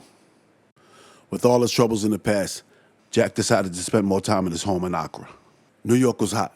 Too much competition, too many cops, and too many reporters. In Accra, Jack leaned on restaurant and club owners to only accept his booze. The local bootleggers resented this, but Jack's reputation as Legs scared everyone into compliance. Well, not everyone. We'll get back to that. But there was still some unfinished business in New York, or rather New Jersey. On the evening of August 9th, 1930, Mr. and Mrs. Joseph Rice were in their 5-room Dutch colonial bungalow in Brielle, New Jersey. Mr. Rice was pacing and agitated. He had a job planned and his associates were late. When a car pulled into his driveway, Mr. Rice came out and snarled, "Why the hell are you late?" He went to his garage and got his brand new packet. He was joined by 2 of the men from the other car. He backed out of the driveway and the 2 cars rolled off. A few hours later, Frank Ferreira, the night watchman at the Newark City dump, saw 2 expensive cars pull into the dump and drive behind a billboard. Curious, he snuck up to get a look at what they were doing. He saw 2 of the men remove gas cans from the trunk of the packet and begin to pour gasoline all over the car. They lit a match and took off. The watchman called the police. When the fire was put out, the police found the charred remains of a man who had been shot in the head once but was still alive when the car was burned. Back at the bungalow, Mrs. Rice heard a car pull up in the driveway. Assuming that it was her husband returning, she opened the door, only to find Mortimer, Monkey Schubert, and James Botto, 2 of the men Mr. Rice left with a few hours before. They told her that Gene was dead and he wasn't coming back, that she should beat it. You see, who the neighbors knew as Mr. and Mrs. Rice were really Eugene Moran and his girlfriend, Anna Urbis. Anna packed her things and left. Before she left the area, she went to New York and told Moran's father that his son was dead. Later, the police in Cliffside, New Jersey, investigated a bundle of clothes stained with blood found near Dundee Lake. A group of boys told police that they saw 4 men take the clothes off of a man and then place the body into the car. When the cops searched the bundle, they found the key to the bungalow. It wouldn't be until February that the body was identified as Eugene Moran by his dental records. When Moran's body was identified, Anna Urbis disappeared. She was last seen alive on March 24th. On May 29th, 1930, the body of Anna Urbis was recovered from the Harlem River. Wire had been twisted around her neck, chest, and thighs, and weights had been attached to her torso. The autopsy showed that she was still alive when she was tossed into the water. She, too, had to be identified by her dental records. Jack was brought in, but was released. Here's what Jack had to say about that. That Moran case, in which all the newspapers were completely wrong as far as I was concerned, what's wrong with the whole theory that has been printed about this murder is that I never went after Moran in the rest. I didn't think they tried to kill Eddie. He was only 10 feet away from the men who shot at him. He saw the men. He saw them perfectly, he told me. Now, Eddie told me that neither Moran or Walsh did the shooting. What my brother said satisfied me. I believed Eddie. Why shouldn't I? As far as Moran was concerned, he was neither my friend nor my enemy. He didn't play any parts in my affairs. In August of 1930, Jack was getting ready to make another trip to Europe to coordinate the next shipment. With AR gone, Jack sought out investors. One of them was Salvatore Sabella, his old pal from Brooklyn. One of them may have been his former enemy, Dutch Schultz. Dutch and Jack had apparently reconciled, and Dutch was not above getting into the drug game. It was all the rage among gangsters in the 30s. Higher yielding profit than booze, and you didn't have to have the infrastructure like trucks and stills. In 1930, an ounce of heroin cost $2 per ounce in Europe, wholesale. In the streets, in the States, it could be sold for $20 to $30 an ounce. Jack had the connections. Now, here's what I think. You can leave your own comment and tell me what you think. But I think that Dutch wanted in, and the buy-in was Eugene Moran. Moran was working for Dutch, and in fact, he was the man who kidnapped Harlem policy king Caspar Holstein. Holstein was held for $25,000, and when his people produced the money the next day, it let the underworld know that there was a lot of money to be made in the Harlem numbers rackets. All right, Moran was killed only weeks before Jack's trip to Europe, and Dutch Schultz's name was on Jack's passport as the sponsor. Jack was supposed to leave on August 20th. The police got wind, and the papers printed it. Jack pushed his trip back for 3 days and booked passage on a ship called the Land. But before he left, he needed to secure his grip on the Catskills. One of the guys who refused to give in was Harry Weston. On August 22nd, Harry Weston made a call to his wife and was never heard from again. Jack finally headed to Europe on August 23rd. The same day, an associate of Jack's, Harry Klein, better known as Skunky, took Harry Weston's blood-stained Buick to Brooklyn and stashed it in a garage until he could figure out how to dispose of it. He was supposed to dump it in the East River, but he couldn't get the car over the rope barriers. For 3 days, he tried to find a way to dump the car. After each failed attempt, he would return the car back to the Brooklyn garage. The police would find the car in the garage before he was able to get rid of it. Police saw Skunky talking to Jack's driver, James Dalton, who just hours before had dropped Jack off at the pier. The cops watched Skunky until he got into his car and pulled away. Cops pulled Skunky over and told him to get into the car. With Skunky in the car, the cops then followed Dalton back to the house of Fred Witcher. Dalton was supposed to take something back to Accra with him from Witcher's house. Dalton went upstairs to the apartment. A few minutes later, the cops came up with Skunky and knocked on the door. Fred Witcher wasn't home, so his wife answered the door. The cops came in and questioned Dalton about Jack's whereabouts. Dalton told him that he had just dropped Jack at the pier. As the cops were leaving, they noticed 2 suitcases and asked Dalton what was in them. And he said he didn't know. The cops opened and found an arsenal, including bombs, grenades, tear gas, pistols, and machine guns. They arrested Dalton, Anna Witcher, and Skunky Klein. At the station, Skunky spilled the beans about the Buick. He said that he was instructed by Jack to dispose of it. Meanwhile, Jack was somewhere in the middle of the Atlantic Ocean relaxing, unaware of what was happening in New York. The cops began searching for Jack, and his name and pictures were all over the papers. The legend of Legs Diamond beat Jack to Europe. Legs gave his name as John Nolan when he booked passage, but after a few days, his real identity was revealed. He became somewhat of a celebrity on board the ship. When the ship arrived in England, the police were waiting. They boarded the ship and told Jack that he wasn't welcome in England. This was okay for Jack because he hadn't planned on getting off anyway. He was headed for Belgium. When he arrived in Antwerp, Belgium, he was again met by police. They took him to the station and detained him for a day before telling him he was not welcome. They told him to pick any country that bordered Belgium and they would let him go there. Jack chose Germany. He was taken to the train station and placed on a train to Germany. When he got to Germany, he was again arrested by police and told that he was not welcome. After a few days in Germany, Jack was placed on a ship called the Hanover of the North German Lloyd Line, a cargo ship headed for America with 45,000 canaries. Jack was the only passenger, and he spent his time relaxing, playing cards, and eating supper with the captain. The Hanover pulled into Pier 34 on the Delaware River in Philadelphia. I don't know if it was the first time Jack returned to the city of his birth, but his welcome was warm at first. The first officer to greet him said, "Hello, Legs." "Hello yourself," Jack responded. "I remember you. You're Tommy McGuire. We used to shoot marbles at St. Anne's." "Yeah, John, and we used to share lunch, and you used to love my mom's apple dumplings." "I'll say," said Jack. "They were swell dumplings. Say, what are you doing now, Tommy?" Tommy responded, "I'm with the police department, Legs, and we're giving you an hour to leave town." Jack was taken to the police station where he was processed as a vagrant. He was escorted to the train station and placed on a steamer back to New York. Jack returned empty-handed, but his plans were already in motion to get him back into Germany. Jack met with his investors and told them that he would be going back to Germany within a few weeks. Most of the investors were okay with this, but Salvatore Sabella and his partner Irvin Bitts were not. They felt that Jack was too hot, and they wanted out of the deal and their money back. Jack didn't go back to Accra. The cops were looking for him for the Harry Weston murder. He got a suite for himself at the Monticello Hotel at 35 West 64th Street. Kiki had been staying there for a few weeks, getting ready for her new show. Jack and his friend Salvatore Spitali both had shares in the place. On the night of October 11th, and Jack held a meeting with some men in room 829 across the hall from his suite. At 10:50 a.m. on the 12th, Kiki was running the bath when the phone rang in her room. She woke Jack and gave him the phone. He told her that he was going to take a meeting across the hall and he'd be right back. Jack knew who was coming up, and he didn't bother getting dressed. He went across the hall in his pajamas. Jack was in the meeting for only a few minutes when shots rang out. 4 times the pistol barked while he sat in his chair. Jack was hit in the right side, right below the ribs, and under the armpit. One hit him right below the heart, and one creased his hairline 2 inches away from being fatal. The gun was so close that it left powder burns on his purple silk pajamas.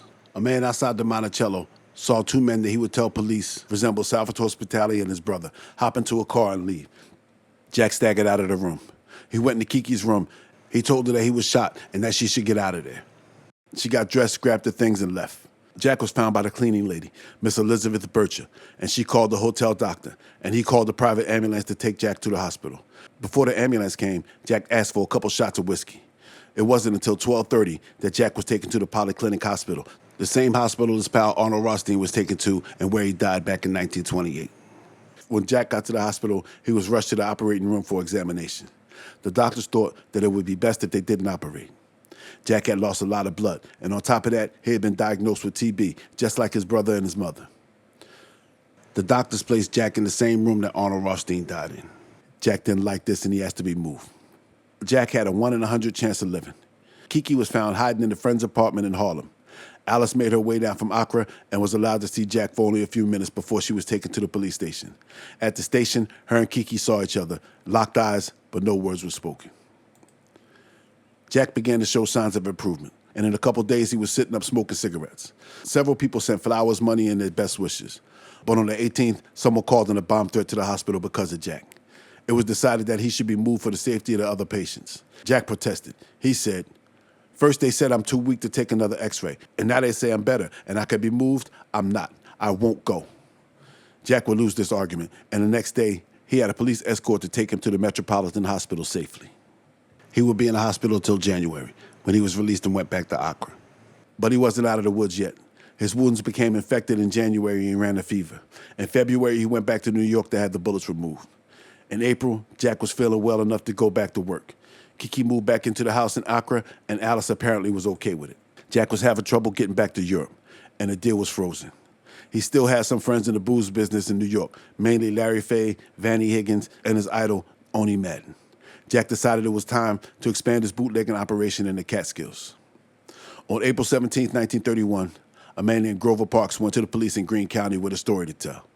He told them that he had been attacked, beaten, tied to a tree, and set on fire by Jack Diamond and his gang. He said that on the night of April 16th, he was delivering a truckload of cider to a small town right outside of Accra. His driver was a young man named James Duncan.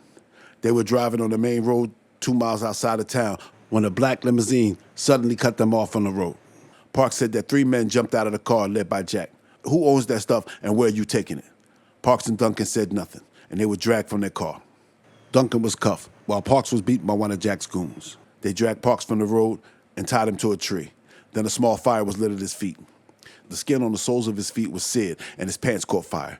Then a rope was tied around his neck, and he was hoisted off the ground until he passed out. When he came to, he was being beaten and told to give up the location of the site is still.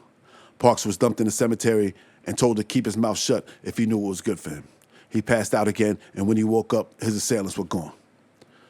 Grover Parks told the authorities what happened and then went home and barricaded himself into his house with a shotgun and said that he would shoot anyone who comes on his property. Jack was arrested a week later and charged with the assault. He sat in the can for a few days before his bail was paid. After Jack's arrest, local merchants began receiving visits from men saying that they were raising money for Jack's defense. This case caught the attention of Franklin Delano Roosevelt. He used the opportunity to get some points for the people from New York for his upcoming presidential race. Roosevelt said that he would rid the state of its gangster element. Here's what Jack had to say about the case. "Can anyone with a grain of common sense tell me what I'd want with Parks' 5 barrels of cider? And why would I do an insane thing like that torture story to find out where the Applejack still is located? Particularly when everyone with a nose on his face can't help but know where it is. It's about as secret as the town hall. If you want to find out where this mysterious still is, go down to the Catskills and take a few sniffs of the breeze some night. Didn't it ever occur to you that right now, at this very moment, right while me and you are sitting here smoking, that some boys I never heard of may be going up to a speakeasy in New York or Albany or down in Greene County and say, 'Here, you, this is Jack's beer, and you've got to take it.'" Jack was out again, and he was still trying to get his narcotics deal back on track. On April 26, 1931, Jack left his house and went to the Aratoga Inn to receive a scheduled phone call. He arrived at the inn with Paul Scaccio and one other guy. They showed up a little before 11, but by 12 a.m., whoever Jack was supposed to talk to never called. Jack got up from his table and made his way to the front door, followed by Scaccio. As soon as he stepped onto the porch, shots rang out. The roar of a sawed-off shotgun sent legs flying to the floor. And he screamed, "I've been shot again," with a slug in his right lung, one in his liver, and his left arm was shattered by another. The shooters continued to fire with pellets hitting the inn and shattering the window on the porch. When the smoke cleared, Scaccio got up and went over to Jack. "I think they got me this time," Jack said. Scaccio called for an ambulance. While they waited, Jack told Scaccio, "If I go over the hill, be sure to take care of Alice." It wasn't until 2 a.m. that Jack would be wheeled into the hospital. The state troopers would find 10 12-gauge shotgun shells and Jack's hat with holes in it. Apparently, it was blown off of his head during the attack. Again, only inches away from death. Once again, it was Alice by his side. When asked about Kiki, she said, "When it comes to things like this, I have to be by his side. Girls her type are of no use." Jack blamed the locals for the shooting. He said the media had hyped him up as the one who assaulted Grover Parks, but he knew better. While Jack was in the hospital, the police brought charges against Jack and his pal, Paul Quattrocchi, for violating the Sullivan Act. They had raided one of Jack's stills and one of his houses and found guns and illegal booze. Greene County brought charges against him, Scaccio, and Kiki for the Grover Parks kidnapping torture. The police said that Kiki was in the car when Mr. Parks was tortured and even helped out. The next day, the state of New York hit Jack with prohibition-related charges. On May 31st, Jack was well enough to be moved. He was taken from the hospital in Albany and taken by police escort to New York. He was given bail and headed back to Albany, where him and Scaccio turned themselves in for the Parks case. They were arraigned, and Jack got out on bail on June 13th. By the time Jack sat down with O'Donnelly from the New York Daily News, he was in bad shape. He weighed less than 95 pounds, and a couple of those pounds were from the lead still in his body.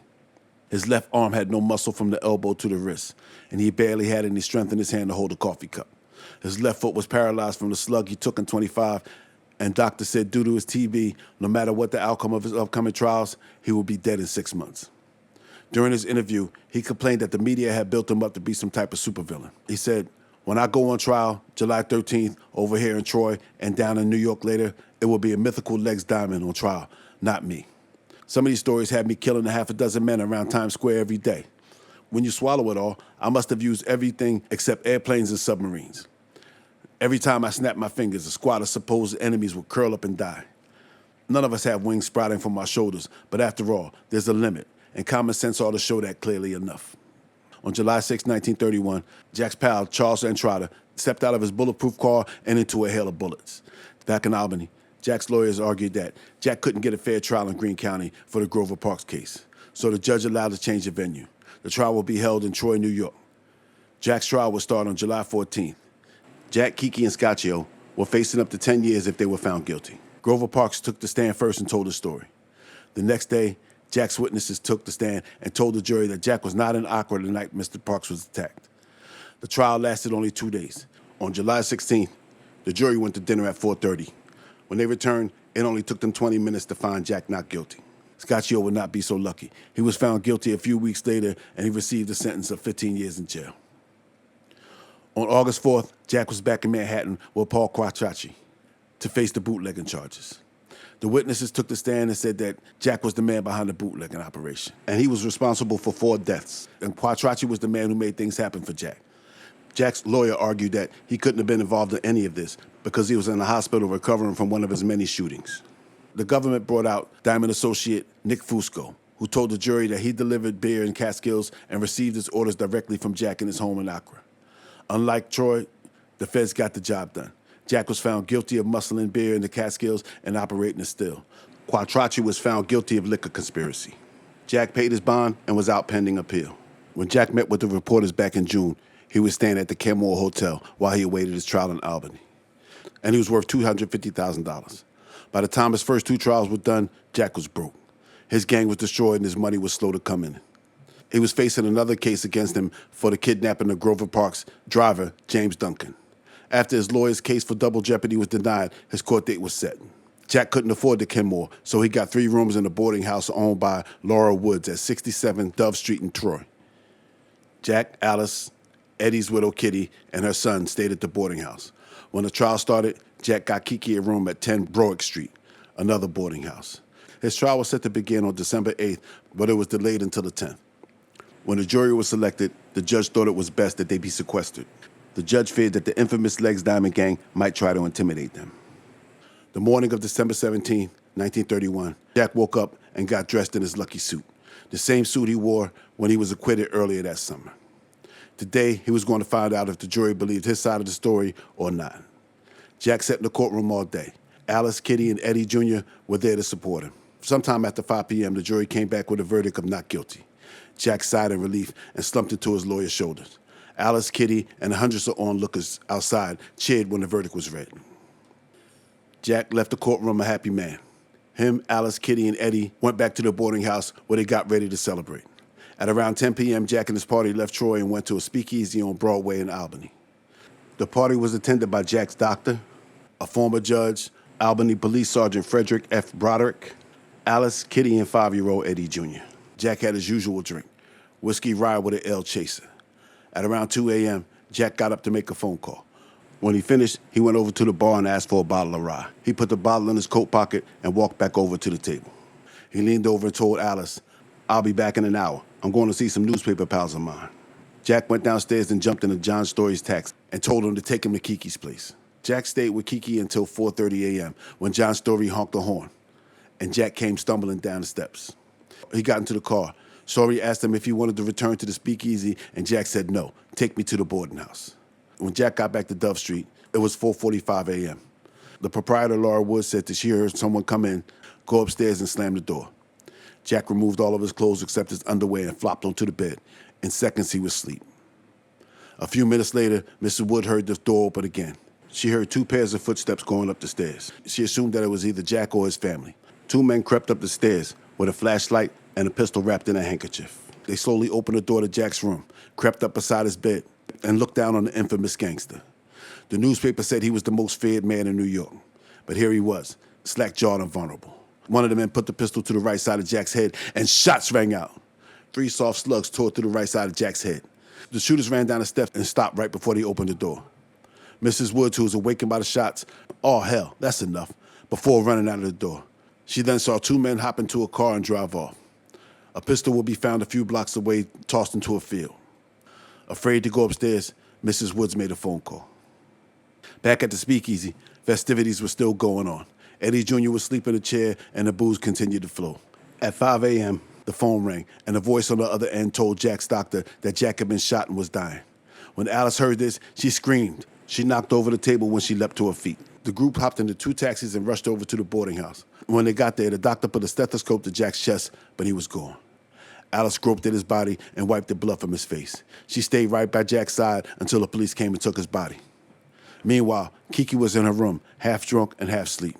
She heard the newspaper boy yelling Jack's name. She thought that they were talking about the acquittal until she heard the word killed. She went to the window, and when she realized what the boys were saying, she fainted. When she woke, she got her things together and took off to catch a train back to Boston. She evaded the police who were looking for her and jumped aboard the train. She would eventually be caught and questioned. She said that her and Jack were through, and she was going to leave a few days before, but Jack told her to stay until the trial was over. Alice was busy trying to scrape up money for Jack's funeral.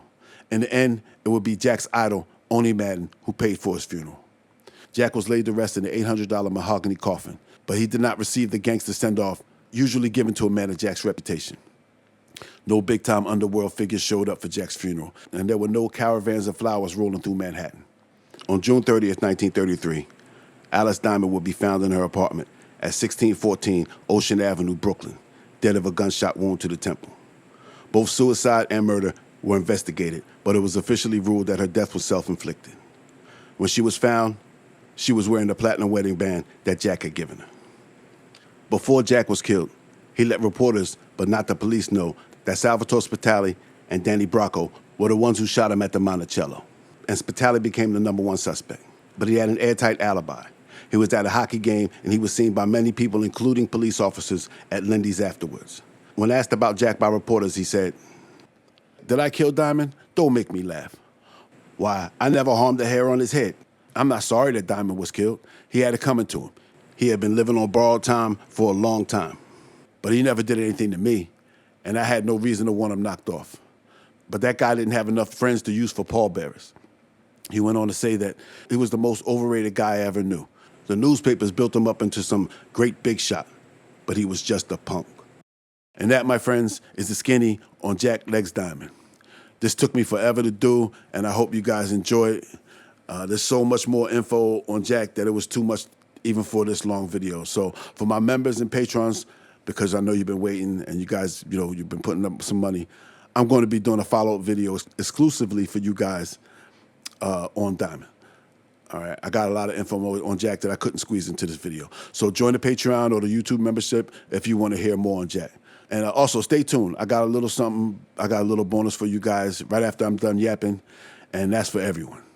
So I'm sure you know by now. Break that thumb, bump up that subscribe button, ring that bell, set it for all notifications so you don't miss nothing. If you want to slide an envelope up and say it's to the boss to help the channel run smooth, the PayPal link is in the description. All right? So I've been talking a long time. My voice is sore. It's been a few bad men. Keep your nose clean and don't take any wooden nickels. I see you in the funnies.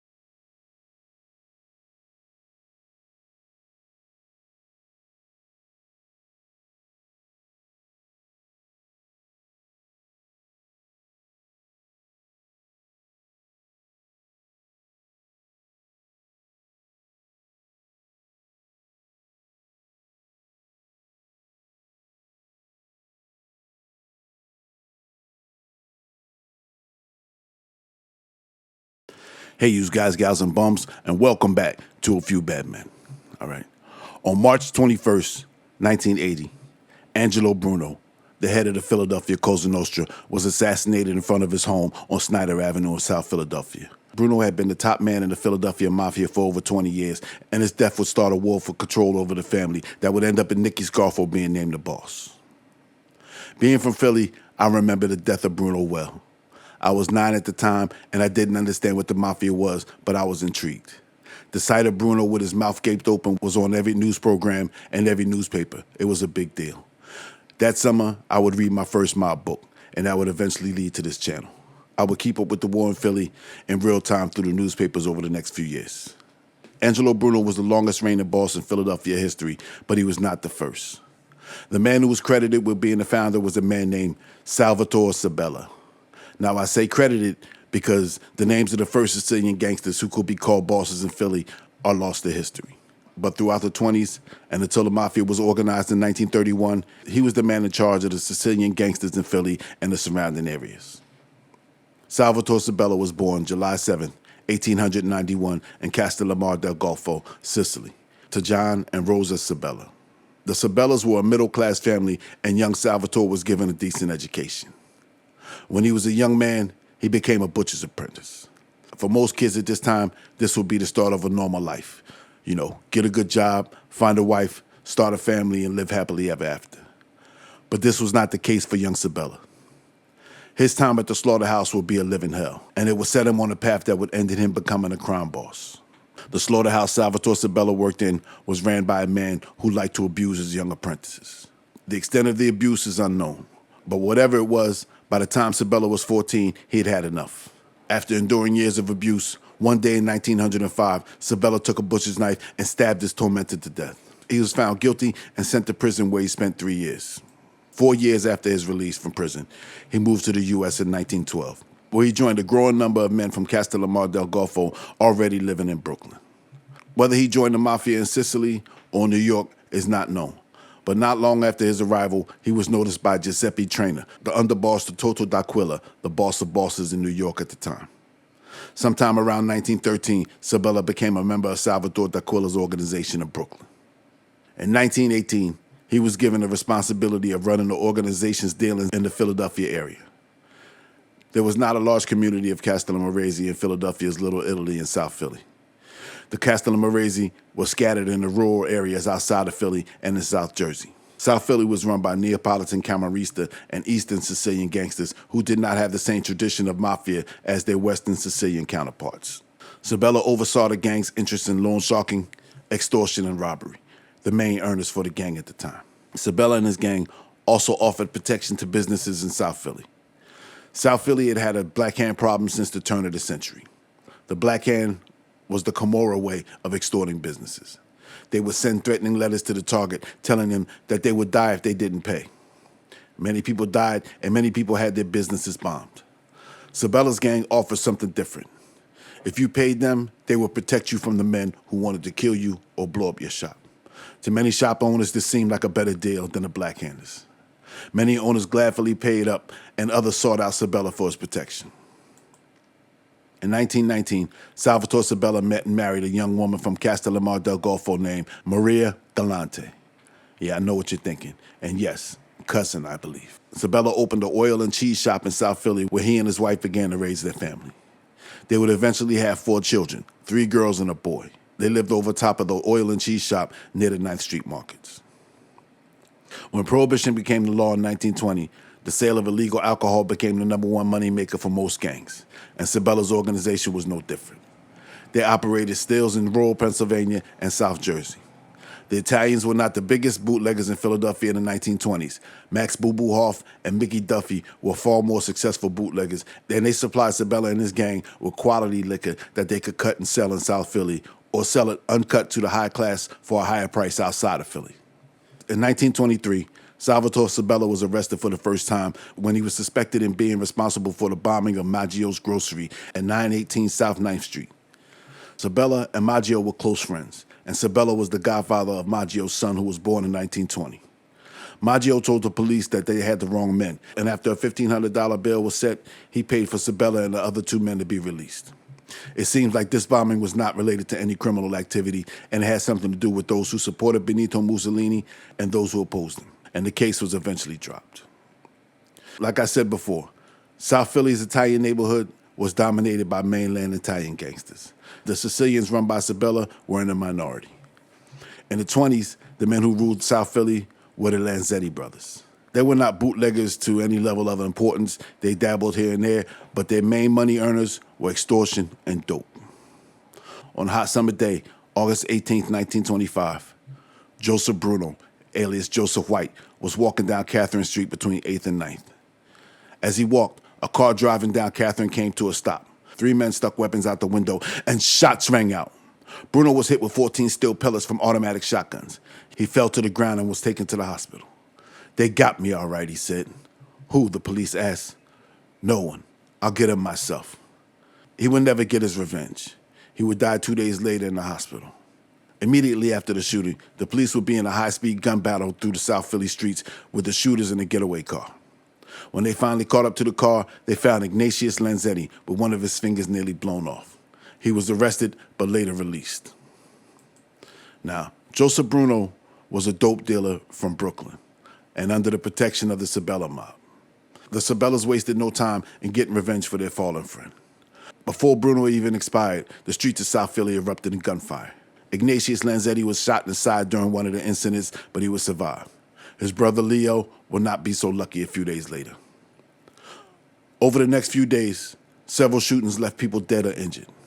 At around 8:30 p.m. on August 22nd, 1925, Leo Lanzetti was at his saloon near the corner of 7th and Bainbridge. He walked outside and stood talking to his youngest brother, Teo, unaware of the car parked across the intersection. 5 men got out of the car with handkerchiefs over their faces and walked towards Leo Lanzetti with their hands in their right pockets. When they got within a few feet of Leo, a signal was given and shots rang out. All 5 men pumped lead into Leo before returning to their car and escaping east on Bainbridge. Leo Lanzetti was down with 5 bullets in him. He would be taken to Pennsylvania Hospital where he would die of his injuries. Salvatore Sabella was one of the men who put an end to Leo Lanzetti, getting revenge for Joseph Bruno. That next year in 1926, Sabella moved his family from the dangerous streets of South Philly to Lancaster County. Over the next few years, the Sabella mob and the Lanzettis would butt heads, but it never escalated to an all-out war. But in 1927, Sabella was forced to flex his power once again. Anthony Muskie Zangi and his brothers were originally from Camden, New Jersey. Muskie was a longtime criminal. He was a hijacker, stick-up man, and bank robber. In 1919, he was convicted of killing a police officer. Muskie and 4 other men attempted to rob a black man. When they only found 35 cents in his pocket, they threw the money in his face and ran into a saloon at 9th and Christian Street. The victim found a police officer and told him what happened. Officer Joseph Sawinski went into the saloon and said that he would lock up the first man to come out. Muskie came out and shots rang out. Muskie shot the officer 5 times, leaving him dead on the sidewalk. He would go on the lam, but was arrested a few weeks later in New Jersey. He was tried and found guilty. The next year, he was awarded a new trial. This time, the jury found him not guilty, and he was let go. In June of 1922, he was sentenced to 3 to 10 years for bigamy after marrying Anna Kolchevitz in 1918 and then Peggy McMichael in 1923. While he was out on bail for his bigamy charge, his first wife, Anna, had him arrested again for assaulting her at 8th and Christian Street. When he got out in 1926, he was arrested again, this time for robbing a bus.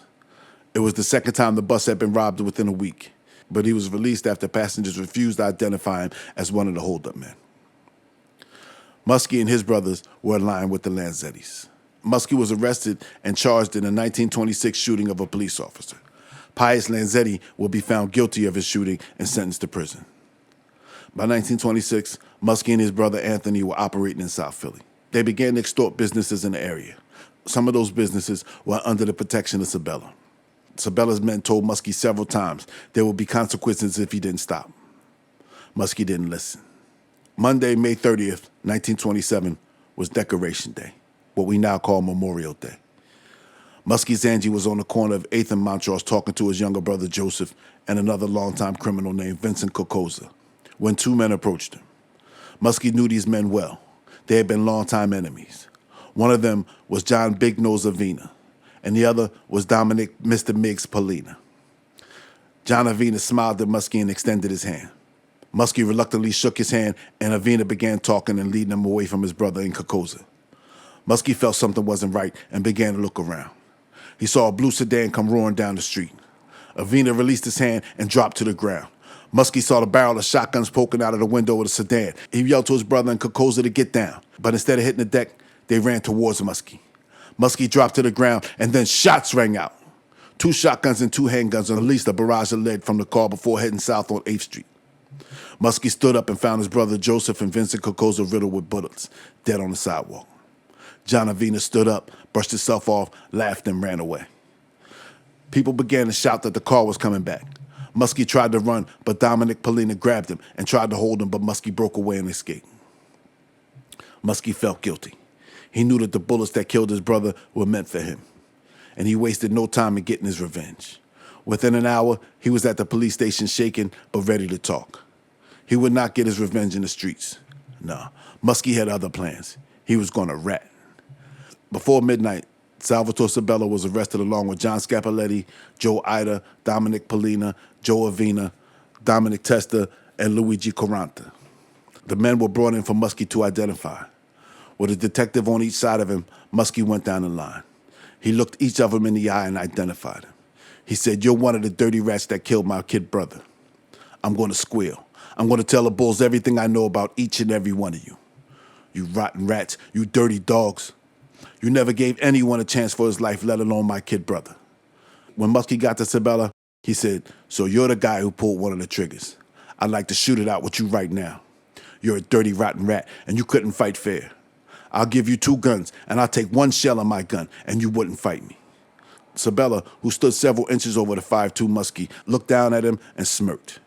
Muskie lost it. He leapt towards Sabella, and before the detectives could stop him, he clocked the bigger Sabella in the jaw, sending him crashing into the screen behind him. The blow knocked Sabella's straw hat off his head and wiped the smirk off his face. He lay unconscious while the cops took Muskie away. Muskie kept his promise. He gave an 11-page statement. He stated that John Scapoletti was the one driving. He said that Sabella, Quantara, and Testa were the shooters. After giving his statements, Muskie got in the win. Sabella and his men offered Muskie a lot of money to go far away from Philly and not testify. Muskie took the money and disappeared. When the first trial came up, Muskie did not show to testify against Luigi Quaranta, and a bench warrant was issued. In late June, Muskie strolled into the police station and was immediately arrested. Quaranta would eventually be found guilty anyway and was given a life sentence. He was released on bail pending appeal. Muskie came back just in time to take the stand against Scapoletti and identified him as the driver. During cross-examination, he let it be known that he was hoping for the death penalty for all of the men. In the end, only Quaranta will be held accountable for the death of Joseph Zangi and Vincent Cocosa. He would remain in jail until he was pardoned in 1938. The charges against Sabella and the rest were dissolved, and they were released. Muskie was still around, still dangerous, and still pissed. On the morning of July 3rd, 1928, Sabella associate George Catania was standing on the corner of Christian Street and Passyunk Avenue talking to his friend Walter Boscher. The conversation was interrupted when a car slowed in the intersection, and a man waved and called to Catania. Catania approached the car to get a good look inside. When he got around 5 feet away, the men in the back seat raised shotguns, and shots rang out. Catania was hit with 15 steel pellets. The shots spun him around. He hung suspended in the air before collapsing straight onto his face. A second volley of shots passed over his body, ricocheting off the nearby buildings.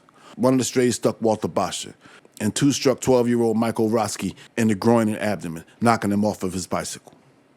They would both survive, but Catania would die several hours later in Pennsylvania hospital. After the shooting, Muskie moved back to New Jersey. In 1930, he would be sent to jail for 10 years for being a gunman and a robber. For Sabella, this was a time for war. Back in Brooklyn, mafioso from Castellammare del Golfo, led by Salvatore Maranzano, were going to war with the forces led by Joe the Boss Mazzarri. Sabella, who had left the country after getting off of the Zangi Cocosa murders, returned to the U.S. when the conflict began. He gathered a dozen or so men and joined the fight in New York. The extent of his participation is unknown, but in 1931, the Maranzano forces would be victorious. Maranzano would be the boss of bosses for a few months until he was removed from his position in a hail of bullets. Charlie Lucky Luciano became the biggest gangster in America, and he did some restructuring. Sabella was a little too close to Maranzano for Charlie's liking. He removed Sabella from his position, and John Big Nose Avina will be named the first boss of the Philadelphia family after the modern Cosa Nostra was formed. The Sicilians would eventually take control over South Philly. In 1939, the last important Lanzetti would be killed. The others would live the rest of their lives in Detroit. Sabella would retire and live the rest of his life in the suburbs. He would be a resource to the future bosses of Philadelphia and until his death by natural causes in 1962 at the age of 71. Many of the men he initiated to his family will go on to do big things. John Avina, Joe Ida, and Dominic Polina would all take turns being the boss until the reign of Angelo Bruno. Harry Riccobini, who was 16 years old when Sabella made him, will go on to run his own faction in the Philly mob, but that's for another story. And that, my friends, is the skinny on Salvatore Sabella, the first Sicilian boss of Philadelphia. I hope you guys enjoyed the story as much as I enjoyed telling it. If you like what we do over here at A Few Bad Men and you want to be a part of it, you got to bump off that subscribe button. All right, it's the first thing you got to do. Next thing you got to do, you got to break that thumb, ring that bell, set it for all notifications. And if you want to help the boss produce the channel, you can join the YouTube membership or the Patreon. If you want to slip an envelope upstairs to the boss to help the channel run smooth, the PayPal link is in the description. I have some new Shots Ring Out t-shirts available in the merch store. Go grab yourself one or grab one for somebody you love. All right? And stay tuned. I have a really good story I'm working on right now. It was going to be a little too long, so I didn't want to do it this week.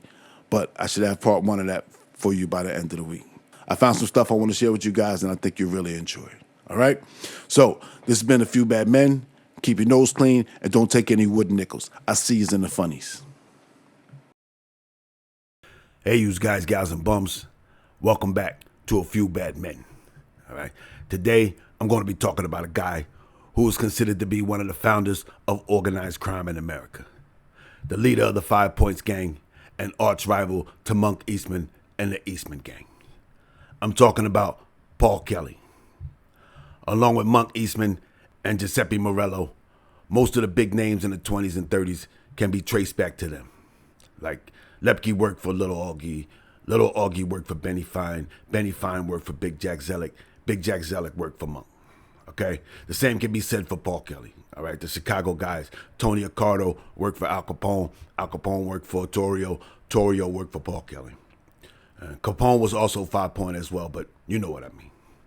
These men were the link between the old gangs of New York, like the Wiles and the Dead Rabbits, and the new gangs of New York, like the Lucianos and the Lepkes.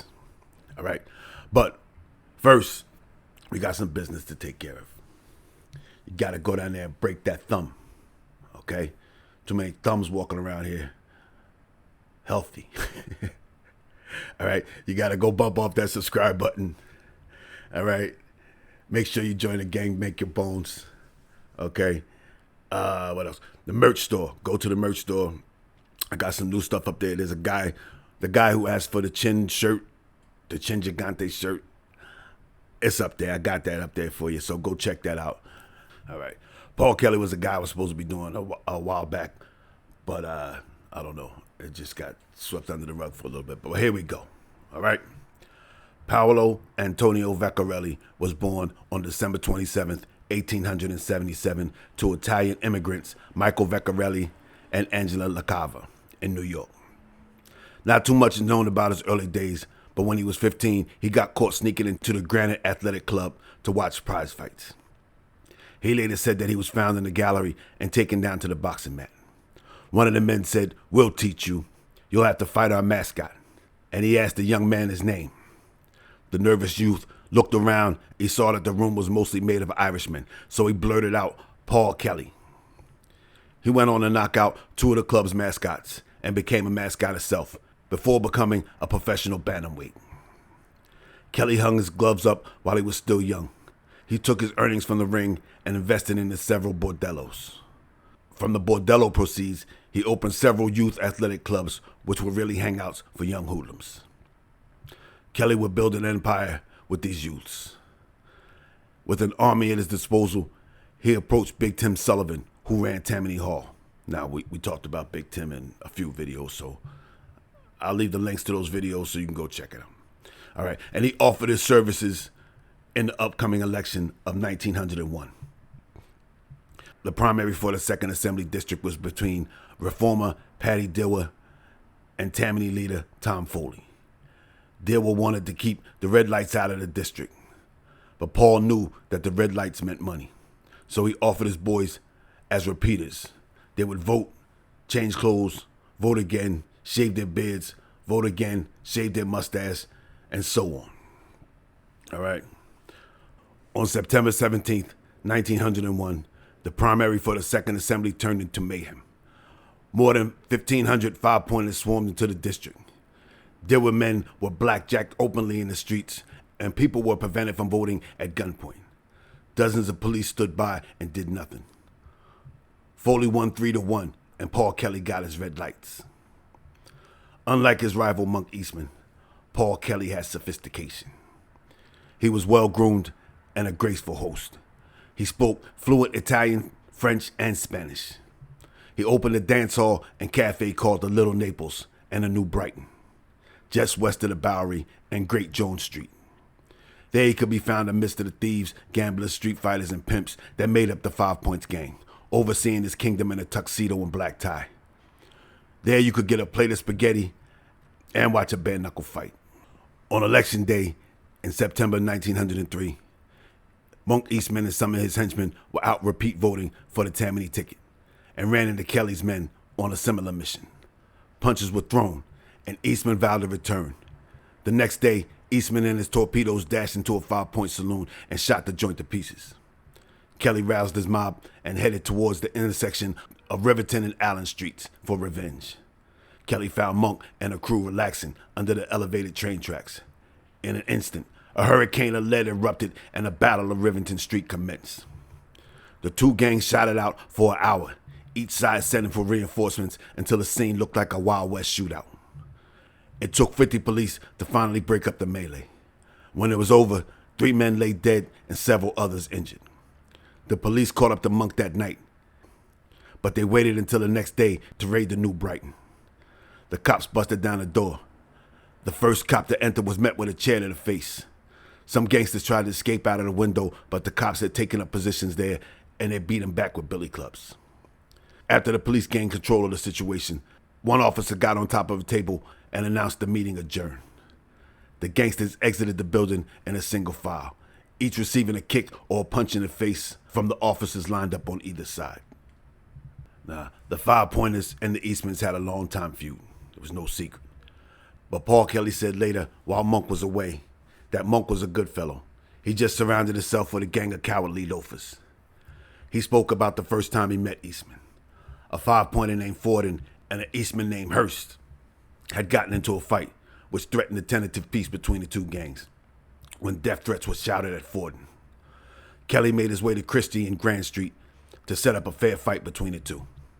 The fight was held in a barn in College Point in front of an exclusive crowd of Eastmans and 5 Pointers. Being a former boxer, Kelly himself was the referee. Forden, the 5 Pointer, was given a thorough whipping to the Eastman man Hurst, and Hurst called for a foul that Kelly would not allow. The crowd began to get boisterous, and Kelly called the fight when the 5 Pointer refused to continue. Things began to get ugly, and Kelly called on Monk, and he agreed. Then a 5 Pointer named Crazy Ernest pulled 2 big revolvers and regained order. The gangsters left in an orderly fashion. After the raid on the New Brighton, Paul Kelly began to spend less time on the Lower East Side and more time in Harlem. 2 guys under Kelly became disgruntled, Jack Sirocco and Chick Tricker, who were saloon owners and gang leaders in their own right. Now, if you guys remember the Big Jack Zellick series, or if you haven't seen the Big Jack Zellick series, we talked about Jack Sirocco and Chick Tricker a lot in that series, and you should go check it out if you haven't seen it already. All right. Anyway, for some reason, these guys had a falling out with Paul Kelly. Now, Paul Kelly employed as a bouncer at the New Brighton a good friend and a legendary Bowery tough named Thomas McManus. McManus was known as Eat 'em Up McManus, and he was a former boxer like Kelly, and he was a savage fighter. After he died, when the doctors examined his body, they found bullet and knife scars, including one showing that he had his throat slit, and he was missing an ear. One night in a Little Naples, Chick Tricker insulted one of the dancing girls. Now, this didn't sit well with Eat 'em Up McManus. McManus and a friend confronted Tricker after the cafe closed. Then shots rang out. Tricker was sent to the hospital with a few bullets in him. His friend was also stabbed when he tried to intervene. A short time later, McManus was leaving the Foley Saloon with a friend named Kid Griffo. As they walked down the Bowery, a man came out of the shadows and smashed Eat 'em Up Thomas McManus in the back of the head with a lead pipe wrapped in a newspaper. He was taken to the hospital where he remained in a coma until he died a few days later. 6 months later, Paul Kelly threw a racket for himself and another 5-pointer named Harrington. At the party, a fight broke out and Jack Sirocco was shot in the arm. The next Thursday, Kelly was sitting in the Little Naples with Harrington and a man named George Wetzel, when two of Sirocco's men, Biff Ellingson and Razor Riley, burst into the Little Naples. Biff ran up to Kelly and pressed a pistol against his chest and asked him for the man who shot Sirocco. Kelly jumped to the side just as Biff pulled the trigger. He shot at him once again as he ran out of the door. Then he turned the gun to Harrington and shot him once, piercing his lung. The shooters ran out and jumped into a cab and left the scene. Harrington was found by police, slumped in his chair. He told the police who was there with him, and then he died. In the melee, dozens of slumming high society and important politicians were injured. Kelly was later found in his Harlem apartment recovering from a gunshot wound. After the shooting, Paul Kelly retired from the rackets on the Lower East Side. The police had forced him to close the New Brighton, and he opened a new spot in Harlem. By 1910, Paul Kelly was retired. He got involved in a few strike-breaking operations in the 20s, but he never wielded the power that he once did. He died in bed on April 3rd, 1936, of natural causes. And that is the skinny on one Paul Kelly, the founder and leader of the 5 Pointers. All right, like I said, this guy is one of the founding fathers of organized crime. All right, a lot of the guys under him, like Johnny Torrio, Lucky Luciano, Al Capone, Frankie Yale. These guys went on to be big names and big influences on organized crime in the 20s and 30s and going on. All right, so I hope you guys enjoyed the story as much as I enjoyed telling it. I'd like to say a special thanks to all my top earners this month. We got my guy C. Robert G. We got Alvin Sanchez, A-Raider Marketing. Thank you guys so much. Thank you to Brian Eddy for purchasing that leg shirt. All right. If you guys are interested in sliding the envelope upstairs to the boss, help to keep the channel running smooth, the link is down below. All right. So this has been A Few Bad Men. Keep your nose clean and don't take any wooden nickels. I see yous in the funnies. Hey, yous guys, gals, and bums. Welcome back to A Few Bad Men. Today, we're going to be talking about a guy most of you might not know. But that's the whole purpose of the channel, right? To shed light on some of these lesser known guys. Now, this guy didn't make it into too many history books, but he was one cog in the underworld machine in the 1930s. He may not have been famous, but his enemies were. This guy had some beef with some heavyweights in the streets. Guys you may have heard of. Guys like Dutch Schultz, Bugsy Siegel, Meyer Lansky, Lucky Luciano, and Louis Lepke.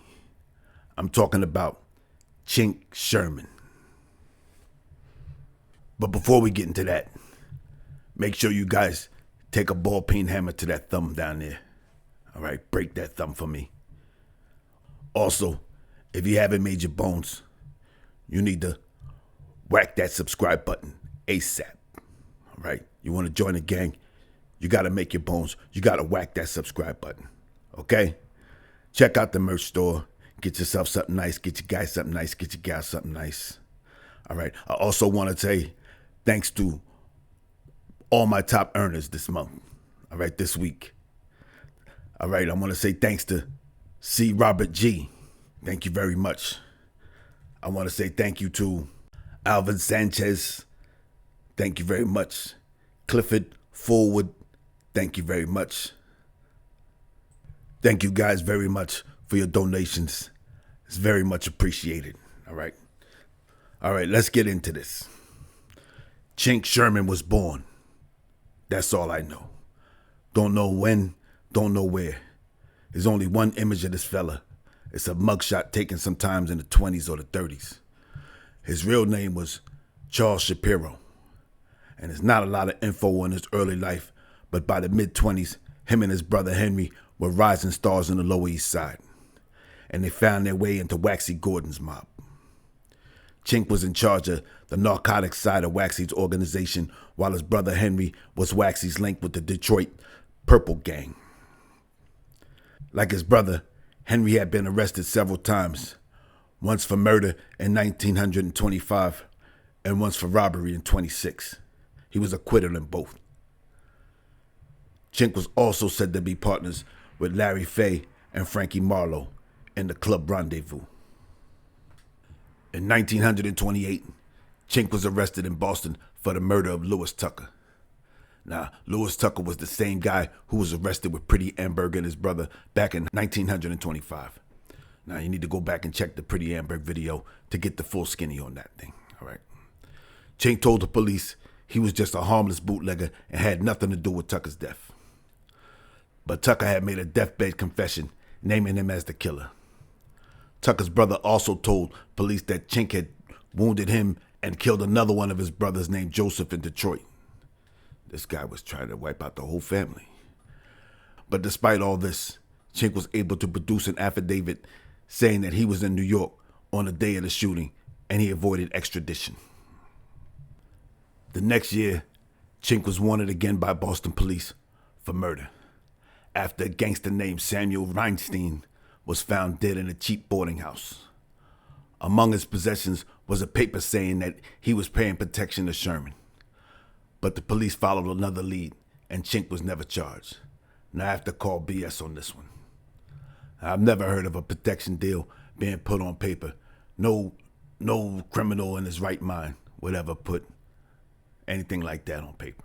So I call BS on that. All right.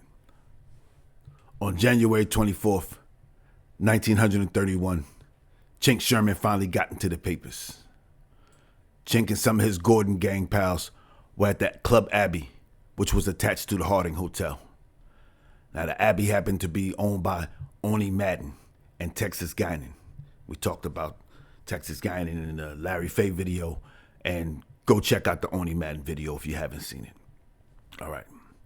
Also, in the Abbey that night was Dutch Schultz and a few of his men.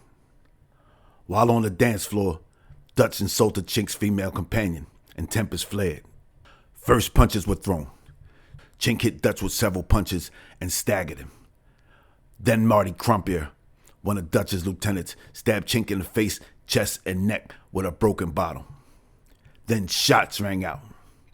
Dutch was hit several times, but his bulletproof vest saved his life.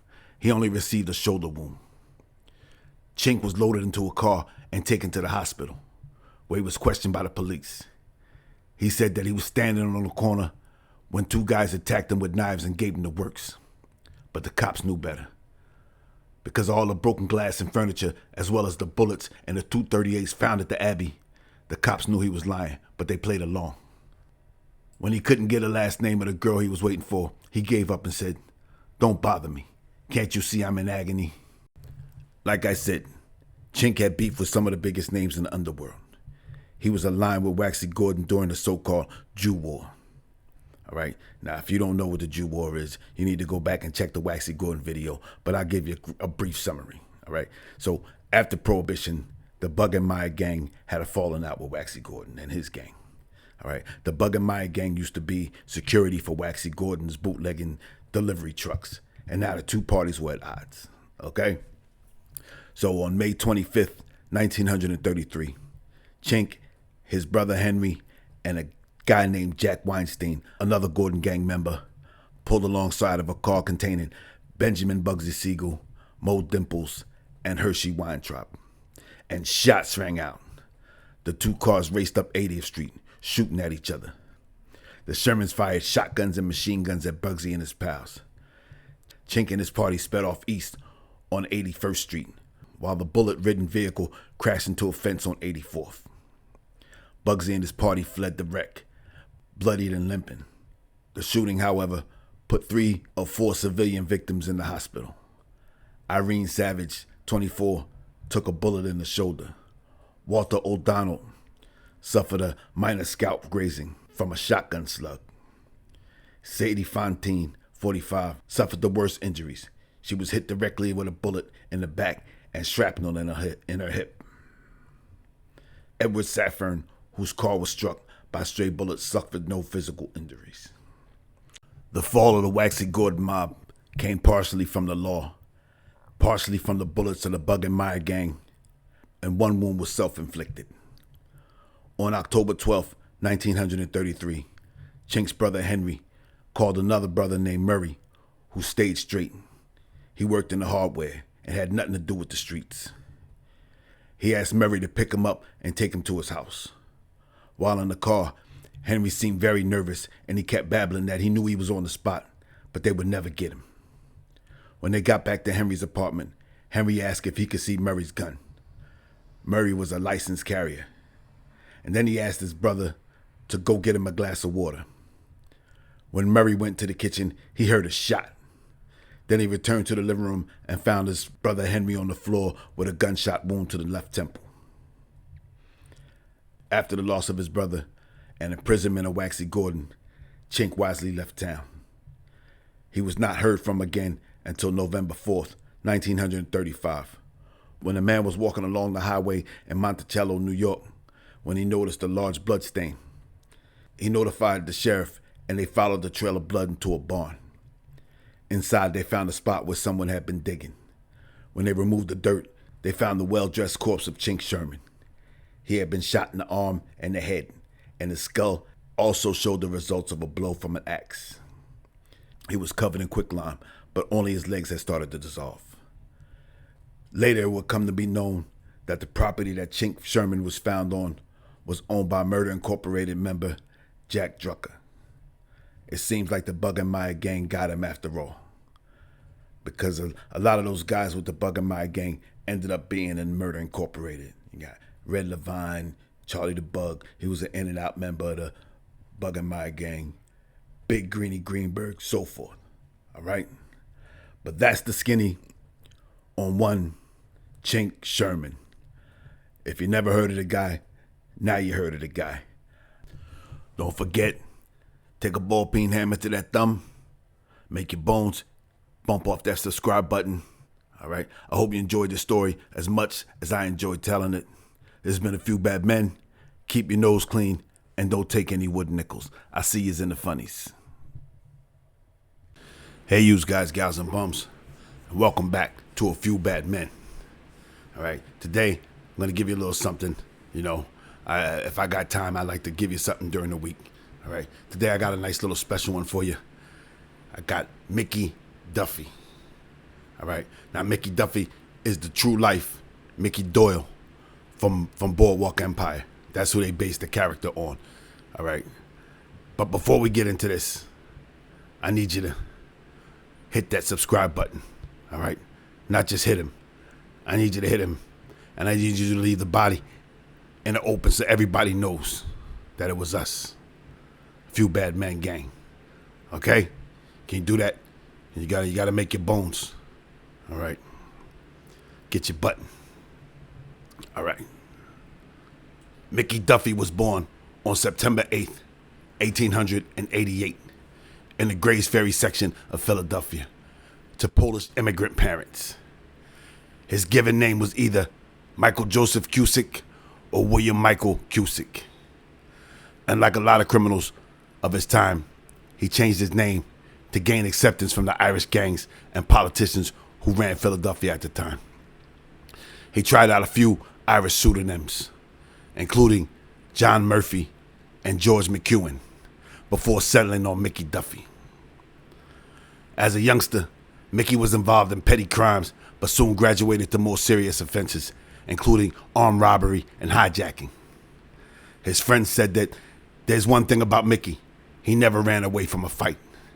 He's always ready to defend himself, and there wasn't a shade of coward in him.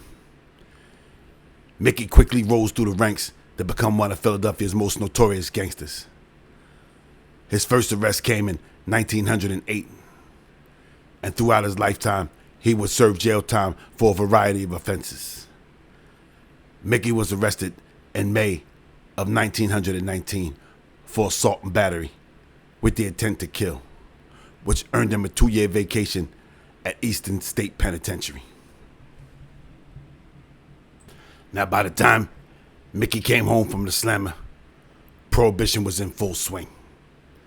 Gangsters across the country were raking in millions, and Mickey was determined to get his share. Mickey easily found his way into the world of booze smuggling, bootlegging, and brewing. He operated several breweries in Philadelphia, Camden, and South Jersey. All right, now there's a guy named Max Boo Boo Hoff. All right, he was a fight manager, and he controlled bootlegging in Philadelphia in the mid-20s, until a 1928 grand jury closed in on Hoff, ending his career as Philadelphia's booze baron. With Hoff gone, Duffy took over the city of brotherly love's illicit beer racket. Mickey's propensity for gaining power at a gunpoint brought him to conflict with a Reading-based bootlegger named Max Hassel, who was with Waxy Gordon, and they controlled numerous breweries in the Pennsylvania and North Jersey area. Now, if you don't know who Waxy Gordon is, you need to go and check that Waxy Gordon video out. Okay, we do a whole workup on Waxy Gordon and Max Hassel. Okay, you need to go check that out. I'll leave it tagged for you. Now, Mickey was aggressive, and he elbowed his way into the rich Jersey territory. Max Hassel handed him over a brewery. Now, Mickey was partnered up with some big names at the time. Like I said, Max Hassel, who was partnered with Waxy Gordon. Also, there was a guy named Harry Green, James Richardson, Charles Bodine, and Nicholas Delmore. He would be in frequent conflict with rival gangs such as the Hoffs and the Bailey brothers throughout the decade. All right, with thousands of dollars in profit rolling in, Mickey opened up a few nightclubs, including the fashionable Club Caddix at 23rd and Chestnut Streets in Philadelphia in 1924. And he ran his bootlegging and numbers business from the old Ritz-Carlton Hotel. Everybody in Philly knew Mickey. But being a bootlegger was a hazardous occupation, and Mickey found that out the hard way. Late on the night of February 25th, 1927, Mickey was leaving the Club Caddix with his bodyguard, John Bricker, when shots rang out from a Thompson submachine gun, the first time this weapon was used in Philadelphia. Becker fell to the ground mortally wounded, and the club doorman was seriously injured, and Mickey was hit several times. He was taken to Hahnemann Hospital, where he was given last rites. Newspaper stories at the time report that Mickey was not expected to live, but he was back to his gangster ways within a few weeks after the shooting. The gunmen were said to have been Peter Ford and Francis Bailey, members of a rival bootlegging gang headed by Bailey and his two brothers, James and Harry. Mickey was pulling in so much dough from his rackets that he had a Mediterranean-style mansion built for him and his wife, Edith. Built by McWilliams and Maloney, it looked like a Mediterranean villa. The structure was white with green satyrs on the side and black painted palm trees on the facade. A visitor would enter through a stone patio covered in the summer with a large bright colored awning. Now, although the Duffys had a spectacular home, what they really wanted was to have children, but they couldn't. So one day, Mickey decided to satisfy his wife by adopting a baby. He went to the orphan's house to apply, but his application was denied. They tried to make up for not having children by donating to orphanages. Mickey would buy hundreds of tickets to sporting and entertainment events and give them away to the poor. In 1930, John Aiello, a federal prohibition agent, was killed while conducting a raid on one of Mickey's breweries in Elizabeth, New Jersey. This caused the law to clamp down on Mickey's operations.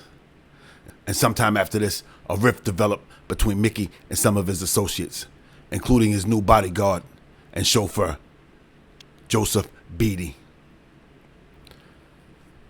Throughout his life, Mickey Duffy was known as a hoodlum, racketeer, beer baron, ex-con, gangster, bootlegger, hijacker, thief, and smuggler.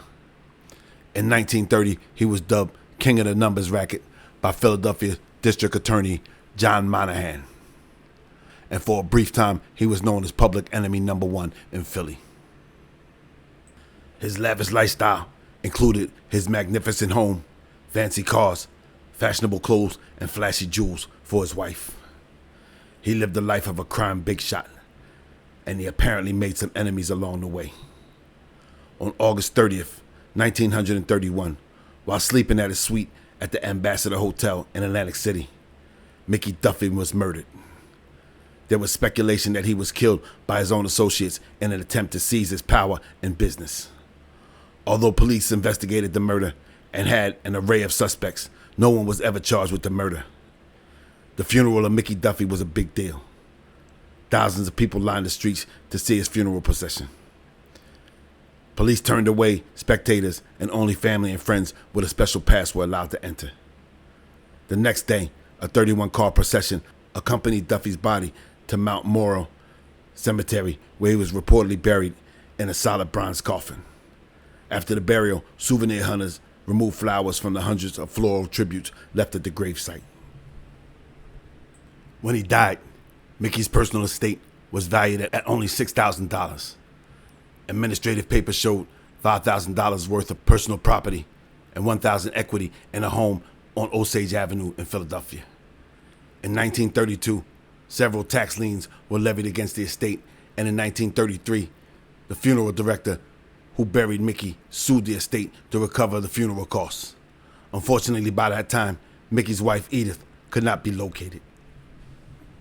Now, even though no one was ever charged with the murder of Mickey Duffy, the streets have a way of dealing with things on their own. So 2 months later, in December, two men, Samuel E. Grossman and Albert Scale, were gunned down as they sat in the office of their second-story gambling and drinking resort, the Jewish Social Club. It was located at the southeast corner of Girard Avenue and Watt Street. Sam and Al were former lieutenants in Mickey Duffy's gang. Both Grossman and Scale had been picked up as material witnesses and were currently out on bail.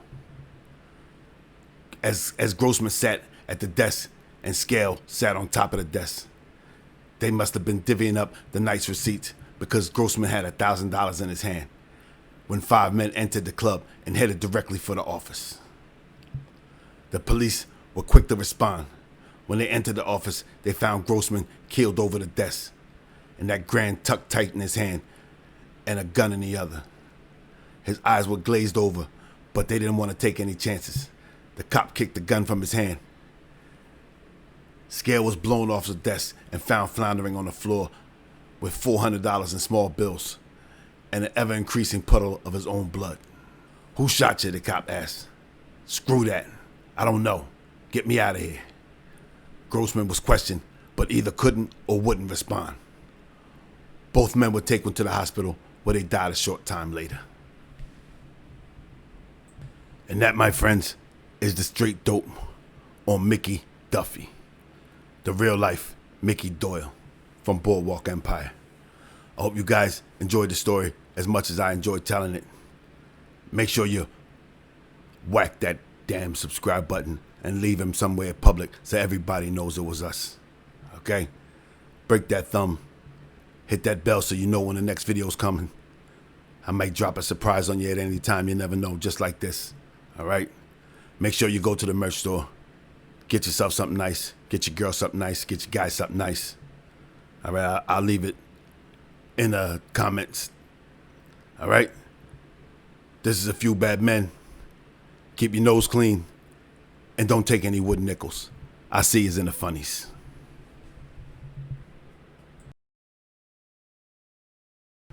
Hey, you guys, gals, and bums, and welcome back to A Few Bad Men. Today, we got a big name for you. All right, this is a guy who made the newspapers a lot. Was headlines in the newspapers in the 20s and 30s, mostly in the 30s, but in the 20s and 30s. Excuse me. This guy, Vincent Mad Dog Coll. All right, he went to war with the Dutchman, and it got so bad that in 1931. The Dutchman walked into a Bronx police precinct and told any cop who was listening that he would give him a house in Westchester and a bag of money if it was to bump off the Mick. The detective on duty or the officer on duty at the desk said, "You must be out of your mind. Do you know what you're saying?" The Dutchman said, "I know what I'm talking about. I got a house and I got a bag of money for anybody who knocks off the Mick." The police officer stood up and told him, "Get yourself out of here before we pinch you." This is how much of a pain in the ass the Mick was to the Dutchman. All right? And it wasn't just the Dutchman. The Mick was a pain in the ass all throughout New York. For about 2 years, this guy terrorized citizens and gangsters in New York. All right? So let's get into it. But before we do that, make sure you go down there and bump off that subscribe button if you haven't already. Join the gang. All right? And to all my guys that have seen all the videos, I want to thank you so much from the bottom of my heart. My gang is tough. My gang is strong. All you guys support me and help me out. Thank you so much. All right? So I'm going to keep it rolling for you guys. All right? I ain't going to stop. I got you. We got good stuff coming up in the next few weeks. Don't forget to go down there and check out the merch store. Buy yourself something nice. Get your girl something nice. Get your guys something nice. All right? If you guys go ahead and buy some stuff, I may put some more new stuff up there. Like a Vincent Coll shirt. All right? So make sure you go down there and check out that merch store. All right? All right, let's get into it. Vincent Coll was born Uisian Okola. And I'm sorry if I'm butchering that. Please let me know. All right. On July 20th, 1908. 2 years after his brother Peter, in the Irish-speaking parish of Gweedore, a beautiful but impoverished region of the county Donegal, whose biggest industry in 1908 was immigration. Cole's parents decided to leave for America in 1909, and they settled with the one-year Vincent in the Irish enclave of the Bronx in New York. Now, Vince was a difficult child, and he was constantly in trouble and was expelled from several local Catholic schools. Before he even reached his teens, he had left formal education for another form of education, and that was the art of crime. He joined the local gang called the Gophers, led by one Oni Madden, and his run-ins with the law were almost inevitable. Vincent soon developed a reputation for being a wild child in the streets. At the age of 16, he was arrested for carrying a gun and was sent to Elmira Reformatory. By the age of 23, he had been arrested a dozen times for robbery, assault, and murder. Now, his brother Peter had his own run-ins with the law. He was first arrested in 1924 for auto theft, and then again 2 months later for robbery. In 1929, he was arrested for personating an officer, but just like his previous arrests, he was not convicted. Peter was arrested for the last time when police raided a Broadway apartment after receiving a tip he and another criminal was planning a murder. He was arrested for possession of a gun, and he was out on $2,500 bail when he was killed.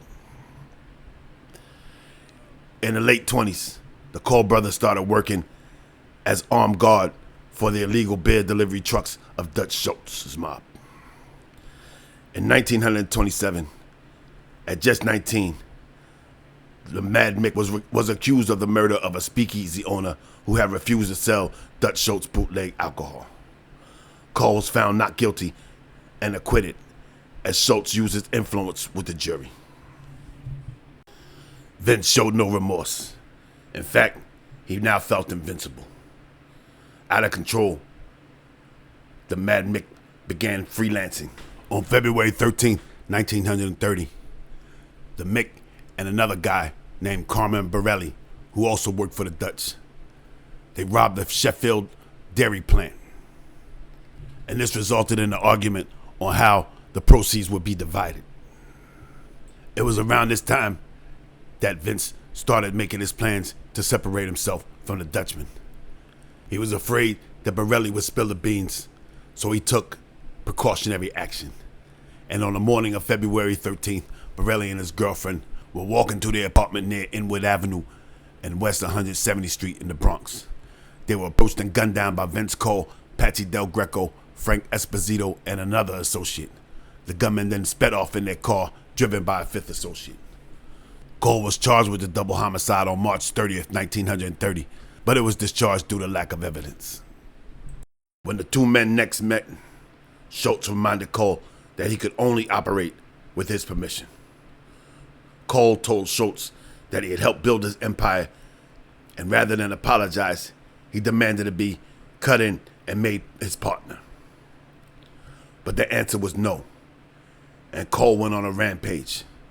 Schultz's beer trucks began being hijacked. Now, the Mick may have been mad, but Dutch was a psychopath, and taking on his organization would seem to be suicidal. But the Mick took a formidable crew of Schultz killers with him when he jumped ship. Besides him were his brother Peter and notorious gunman Edward Popke, known throughout the underworld as Fats McCarthy. Patsy Del Greco, Dominic Duffy Odierno, Frank Giordano, and the Basil brothers, Louis, Fior, and Mike, who also had been arrested a dozen times for everything including murder. The total body count between the two factions will never be known, and even the papers couldn't keep up. One day the headlines read, 7 dead in the Schultz Cold War. Then it was 12. Then it was 15. By the time 1932 rolled around, the papers had an outlandish figure of 50. But there was no way to really know. Between the faceless gunmen and the guys just working at the beer drops or garages who caught it, no one will ever know the real body count. Now, there are some reports that say that the Mad Mick was not just at war with the Dutchman, that he wanted to carve out a piece of the Bronx for himself. And if this is true, this will put him in direct conflict with another gangster who the Dutch had partnered with, basically to operate in the Bronx. I'm talking about the Artichoke King himself, Ciro Terranova, half-brother to Giuseppe Morello and ally of Joe Masseria, leader of the Harlem Bronx faction of the former Morello gang. In fact, the first casualty of the Schultz Cold War was a Terranova man. On the evening of May 28th, 1938, Joey Rayo was sitting in his parked car in Harlem talking with two of his guys, Dominic Slats Bologna and Frank Big Dick Amato, who was standing outside the car. While they were chatting it up, they were unaware of the sedan pulling alongside Rayo's car, until a man jumped from the car and shots rang out. Two other shooters fired from inside the car. Big Dick was the first to go down. And sorry guys. Big Dick was the first to go down. He tried to hide behind a car, but the shooter ran up and shot him in the head and neck. Bologna, who caught a slug with his back, staggered into a restaurant where he yelled out for an ambulance before dropping dead. Rayo, although wounded, was able to slip out of his car and escape. But this one was short-lived for the Mick, because roughly 48 hours after this double homicide, Peter Coll was driving down a Harlem street, and a car pulled up alongside him and shots rang out. 4 slugs went through the windshield of the car, all hitting their mark, causing Peter to crash into the divider dead.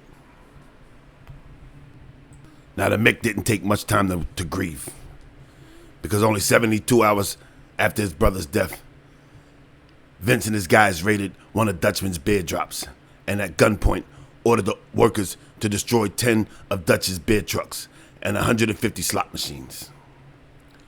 On June 1st, the Mick was able to get revenge on a man suspected in the killing of his brother Peter. A Schultz lieutenant named Louis DeRosa was found in the Bronx with 5 bullets in his head and 4 in his chest. 5 days after that, Coll struck again. A Schultz man named John Jacoporo was found in the Bronx in the backseat of his Buick, shot 5 times. Now at this time, the Coll gang didn't have their own rackets or territory to make money, like other gangs, all right? They survived off of whatever they were able to get from the stolen shipments of booze, robbery, extortion. But these things were not going to give them the kind of money that they needed to sustain a war with the Dutchmen. So they resorted to kidnapping. Now, they couldn't just kidnap any rich square. That would bring too much heat.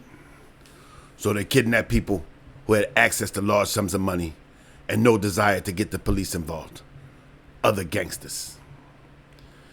During this time, the Mick may have, according to newspaper reports, kidnapped some gamblers, but the one kidnapping they are sure Coll and his gang pulled off is the kidnapping of one Big Frenchie Demands.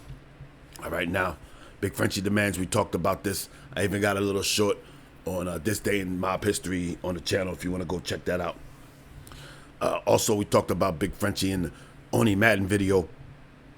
If you haven't seen that, you need to go check that out. I'll leave the link for you. All right. Now, so at 3 a.m. on Tuesday, June the 15th, Frenchie was at the Club Argonaut when he received a phone call from someone claiming to be a federal agent looking for a payoff. A meeting was set, and on the way to the rendezvous, Frenchie's car was run off the road by 2 sedans. 9 men with guns exited the vehicle and took Frenchie prisoner. While Big Frenchie had a .38 jammed in his ribs, he said, "Why, men, this is silly. If it's money you want, you can have it. But don't try this gun stuff." The Mick was unimpressed. He said, "Get in the car. I ain't here to argue." During the ride to Westchester County, Frenchie asked in a low-key, man-to-man voice, how many US dollars would be enough to secure his release. The Mick was thinking 6 figures, while Big Frenchie was thinking more in the $10,000 range. It said that after a phone call was made to Oni Madden, a sum of $35,000 COD was worked out. Yeah, the Mick made a quick score that helped him and his gang out for the time, but he gained a very powerful enemy in Oni Madden, who took it as a personal insult that this trigger-happy punk from the Bronx without a real mob to back him up would challenge him. 2 days after Big Frenchie was released, New York City released a list of its top 6 public enemies. 4 of them, the Dutchman, Cyril Terranova, Oni Madden, and Bill Duffy, a partner of Oni Madden, were out for the Mick's heads. The Mick spent the next few weeks kidnapping several small-time gangsters, and even according to the Daily Mirror, snatched up actor Rudy Valley. It said that the Mick was able to get $100 grand after scorching the sole of the actor's feet. Now that the Mick was flush with cash, he took the fight to the Dutchman, and in one case, right to the front door. On June 21st, at 3:45 a.m., 2 gunmen went to the house of John Saracelli, a superintendent at one of Dutch's fleets of beer trucks, and rang the doorbell. A few minutes later, Saracelli made his way downstairs and opened the door. The 2 gunmen said good morning, and then they both fired at him with .45s. Both bullets passed through the body, one lodging in a wall, and one went through a wicker basket and plowed into a can of tomatoes. Now, Saracelli was a tough guy. They don't make guys like this anymore. All right? He made his hysterical wife light him a cigarette before calling an ambulance. And on the way to the hospital, he was pressed for information by the cops, but he waved them off and said, "Get away. Don't bother. I know I'm dying, but you won't get nothing out of me." He died true to the gangster code and joined Jacoporo, DeRosa, and Peter Coll in the St. Raymond Cemetery. After the Mick and his guys bumped off Saracelli, they retreated to the Catskills, where they rented 2 vacation houses, one outside of Cairo and one a few miles away in the town of Coxsackie. But someone dropped a dime, and on the morning of July 19th, the cops raided the house in Cairo. They entered while the gangsters were sleeping, and they arrested members Mike Bassel, Louis Bifano, Vincent Palumbo, Phil Gusso, John DeRosa, and John Barrett, and 3 miles without incident. An hour later at the Coxsackie house, they arrested Coll's sister Margaret and her husband, Joseph Redding, and another one of the gangsters, William King. But they also got the gang's arsenal, which consisted of 2 machine guns, 5 sawed-off shotguns, a large number of handguns, and ammunition. But they weren't lucky enough to grab the Mick. Maybe they should have gotten him, because before July 29th, Vincent Coll was just another bad man to the public. He wasn't hated any more than the next goon. But on that steamy hot summer day, the Mad Mick would earn 2 new names: the Mad Dog and Baby Killer. Now, Joey Rayo, who was the intended target back on May 29th, when Big Dick Amato and Bologna were killed, he ran what was known as the Helmar Social Club in Harlem. All right.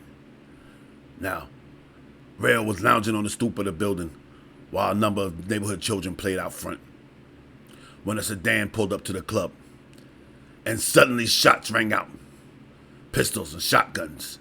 When the smoke cleared, the gunman and the intended victim were gone, but in their wake were 5 seriously wounded children, ranging from the age of 3 to 14. One of them, 5-year-old Michael Vengali, died a short time later.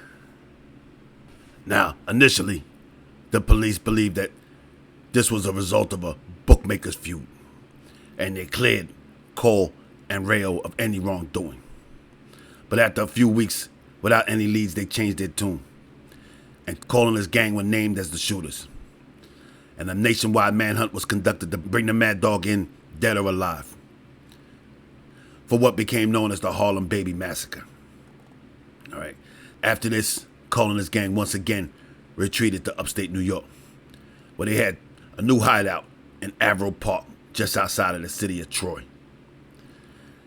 Now, sometime in October, the Mick returned to New York, all right, because he was given a contract by one Salvatore Maranzano to kill both Charlie Lucky Luciano and Vito Genovese. All right. Now, we're going to get into all of that during the Castle of Morazi War, but this is the skinny. Maranzano wanted Coll to come in and kill Luciano and Genovese in his office, and he had paid him $25,000 up front. But when the Mick came up to do the job, Lucky and his guys had already got to Maranzano, and as the killers were running downstairs, they ran into the Mick and they told him to get out of here. All right, so that's the skinny on that. A month later, on October 2nd, the Mick and his gang returned to New York and reignited the war against the Dutchman. 2 cold torpedoes, Dominic Tuffy Ordiano and Frank Giordano, stopped off at one of the Dutchman's beers drops and killed a worker named Joe Mullins. But unfortunately for the killers, there were some utility workers who witnessed the murder from a manhole. And a few hours after the murder, a bomb went off at another Schultz beer drop. These were the final overt actions on behalf of the Coll mob, because within 48 hours, practically the whole gang would be behind bars.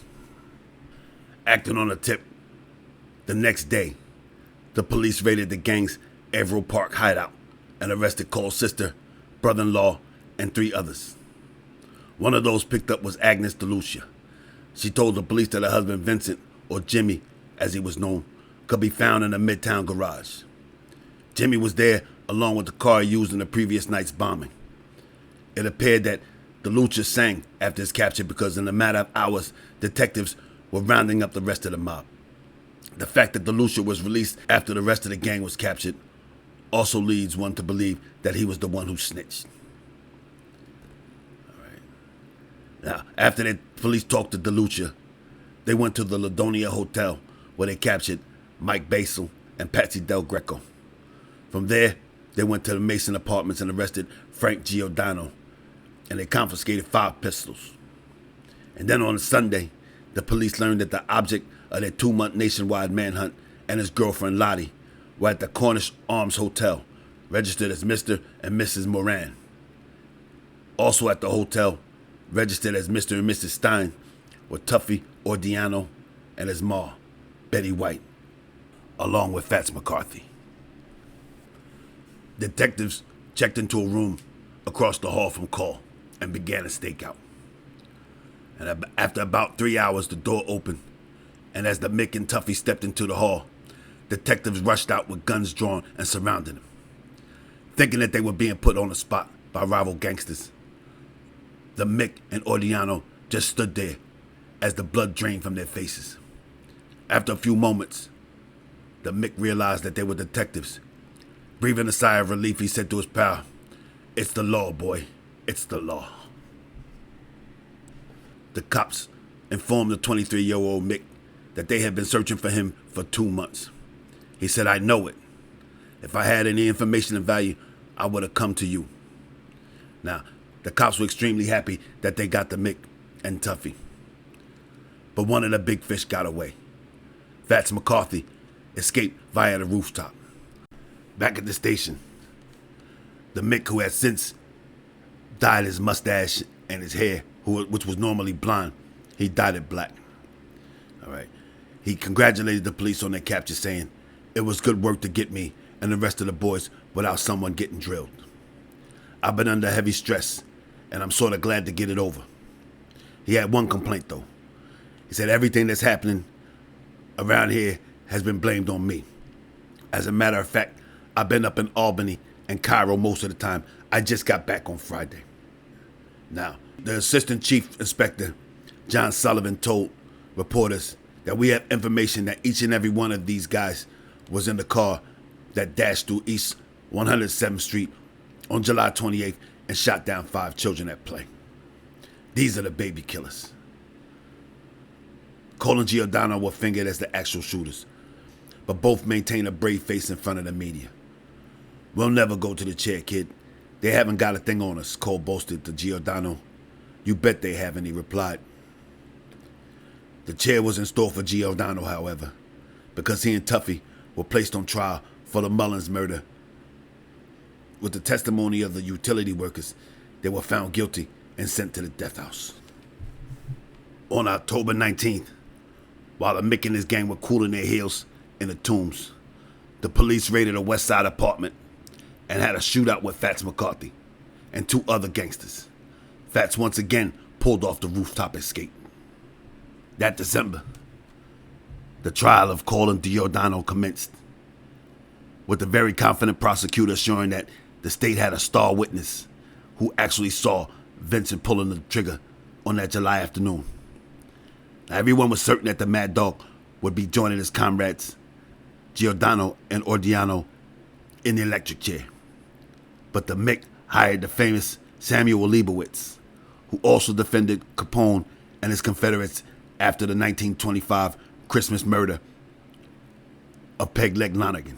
Now, go back and check out my White Hand Gang video, and you can hear the whole story on that. I'll leave the tag for you right here.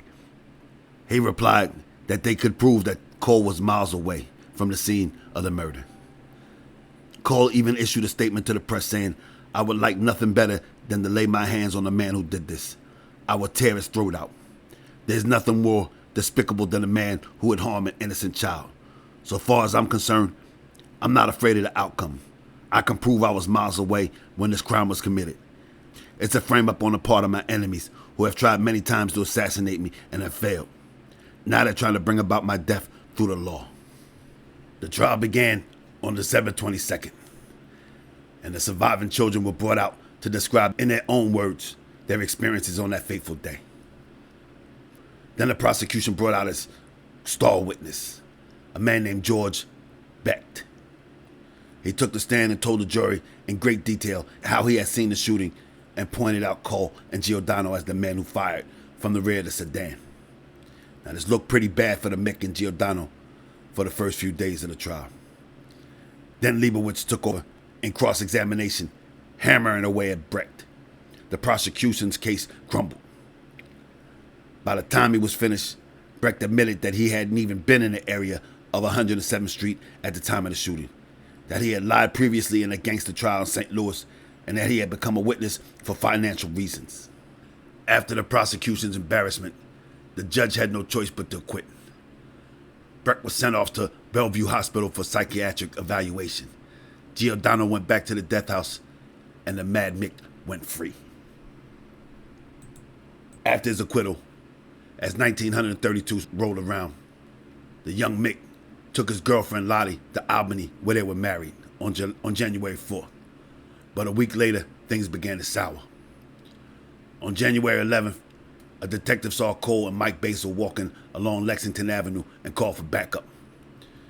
3 more detectives were sent out, and the gangster was trailed to a drugstore where Basil entered a phone booth.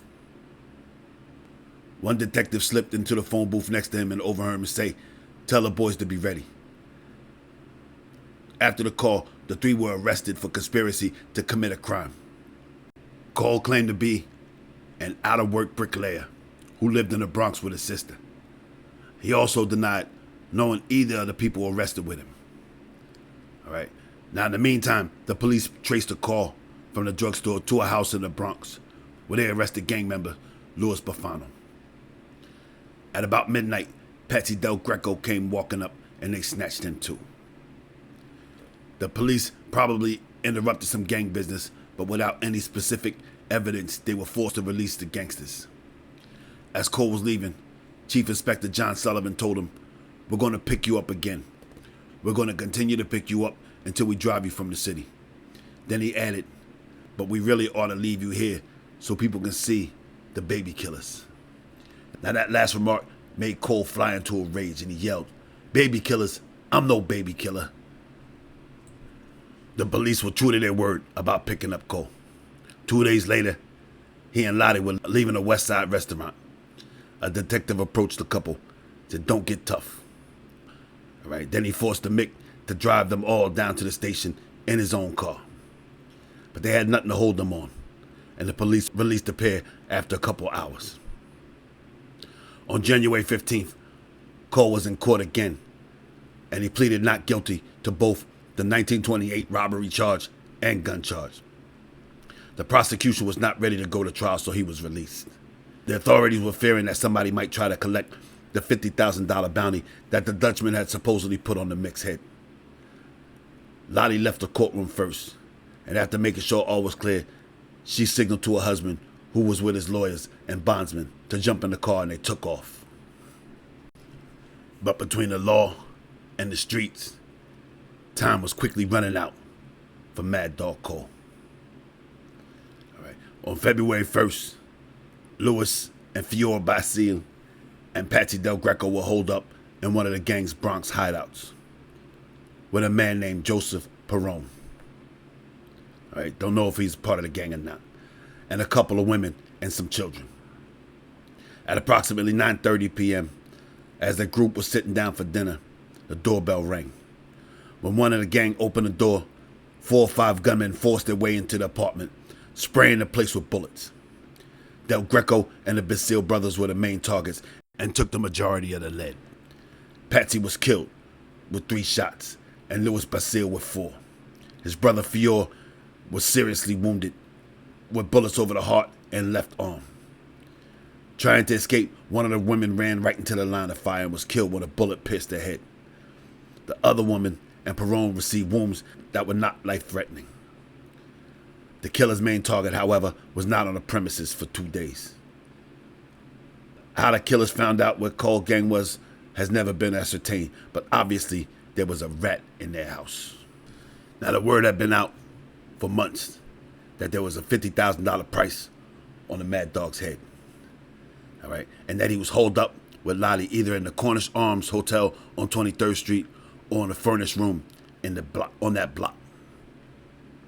All right, and on February 8th, 1932, a week after his gang was brutally slain in the Bronx apartment, the Mad Dog Mick and a pal left the Cornish Arms Hotel, where he was arrested the previous October, and they crossed the street and entered the London Chemist drugstore a little after 1 a.m.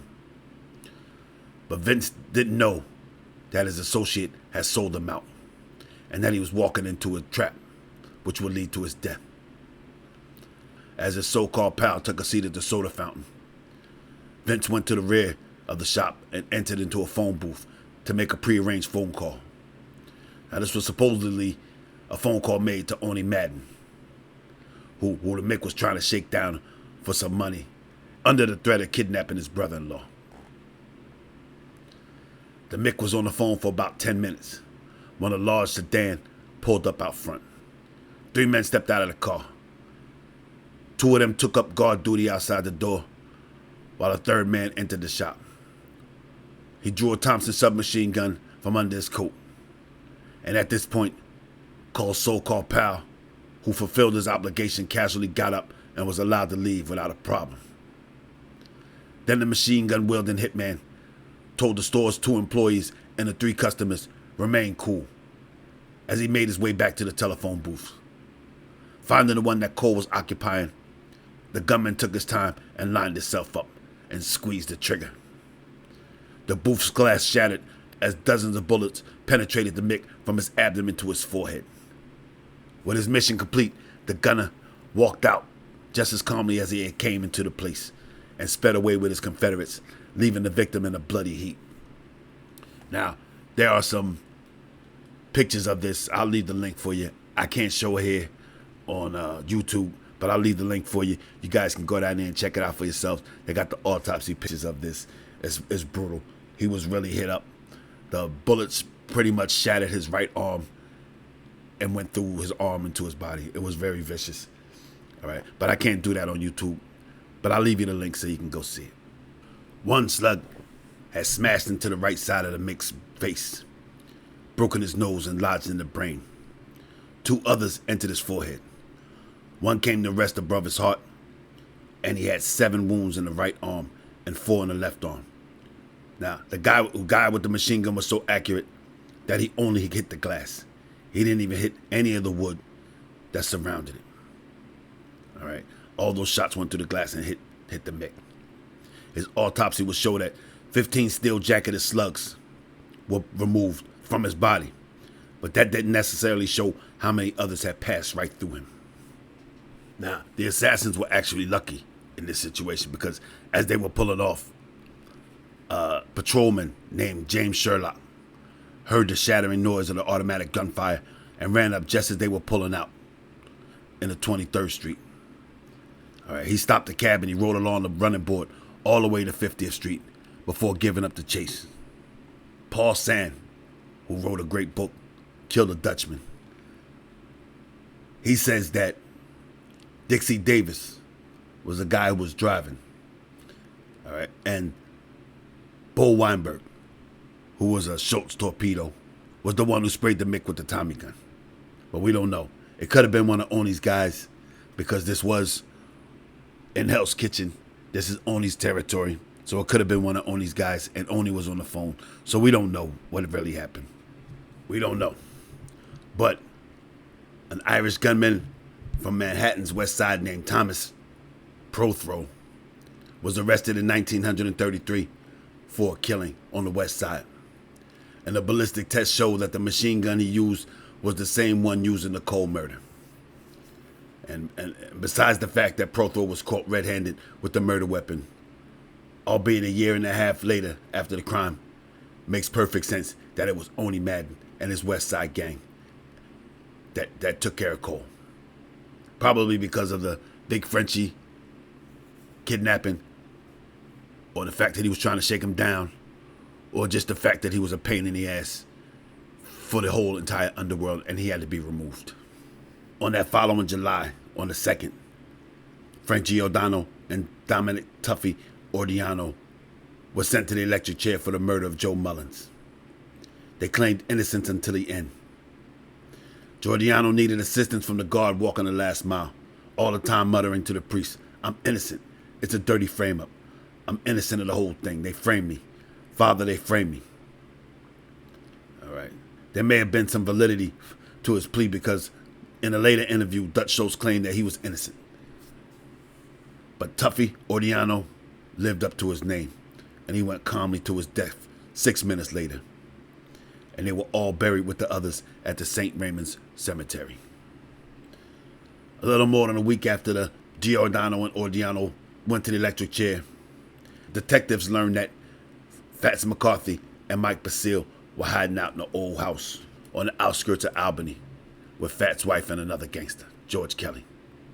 2 detectives guarded the rear house and two others, Harold Moore and Thomas Riggs, approached the front. But before they made it to the porch, McCarthy came charging out of the front door, blasting away at the detectives with a sawed-off shotgun in one hand and a .45 in the other. Detective Moore was hit with a blast from a shotgun, but squeezed off a shot from his pistol, which pierced Fats' head, killing him instantly. George Kelly was running out of the back door when he was stopped with a bullet to the knee.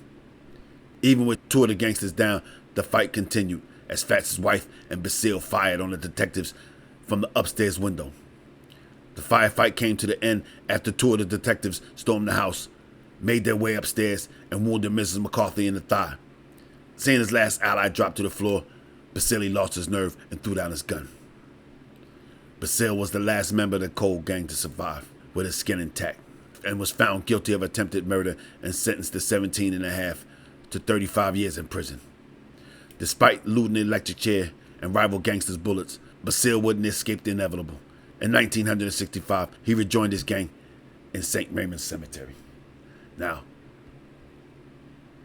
Mike Basile being the last guy standing, it's not hard to see who was the guy who ratted out Vincent Coll. But I guess that's in the story, right? Now, I always wonder, I don't know, maybe you guys do too, but when the guy's put on the spot, like at that moment when Vince Coll looked to his right and he saw the guy with the machine gun, what did he think? You know, like, damn, Mike was supposed to have my back. He was supposed to be watching out, making sure I didn't get hit, because Coll was in there with no gun. All right, he was unarmed when he was shot. So that means that his bodyguard was supposed to have his back, and his bodyguard betrayed him. That's one of the things about this life. The guy that you trust the most is the guy that's going to do you the most damage. All right? So that's been the skinny on one Vincent Mad Dog Coll. I hope you guys enjoyed the story as much as I enjoyed telling it. This was a pretty long one. I didn't know if I was going to have to split it up into two, but I got it out in one episode. So I hope you guys enjoyed. Make sure you like that, hit that like button. All right, break that thumb. Bump off that subscribe button if you see him poke his head out. All right. Make sure you comment. I read all the comments. Sometimes I can't.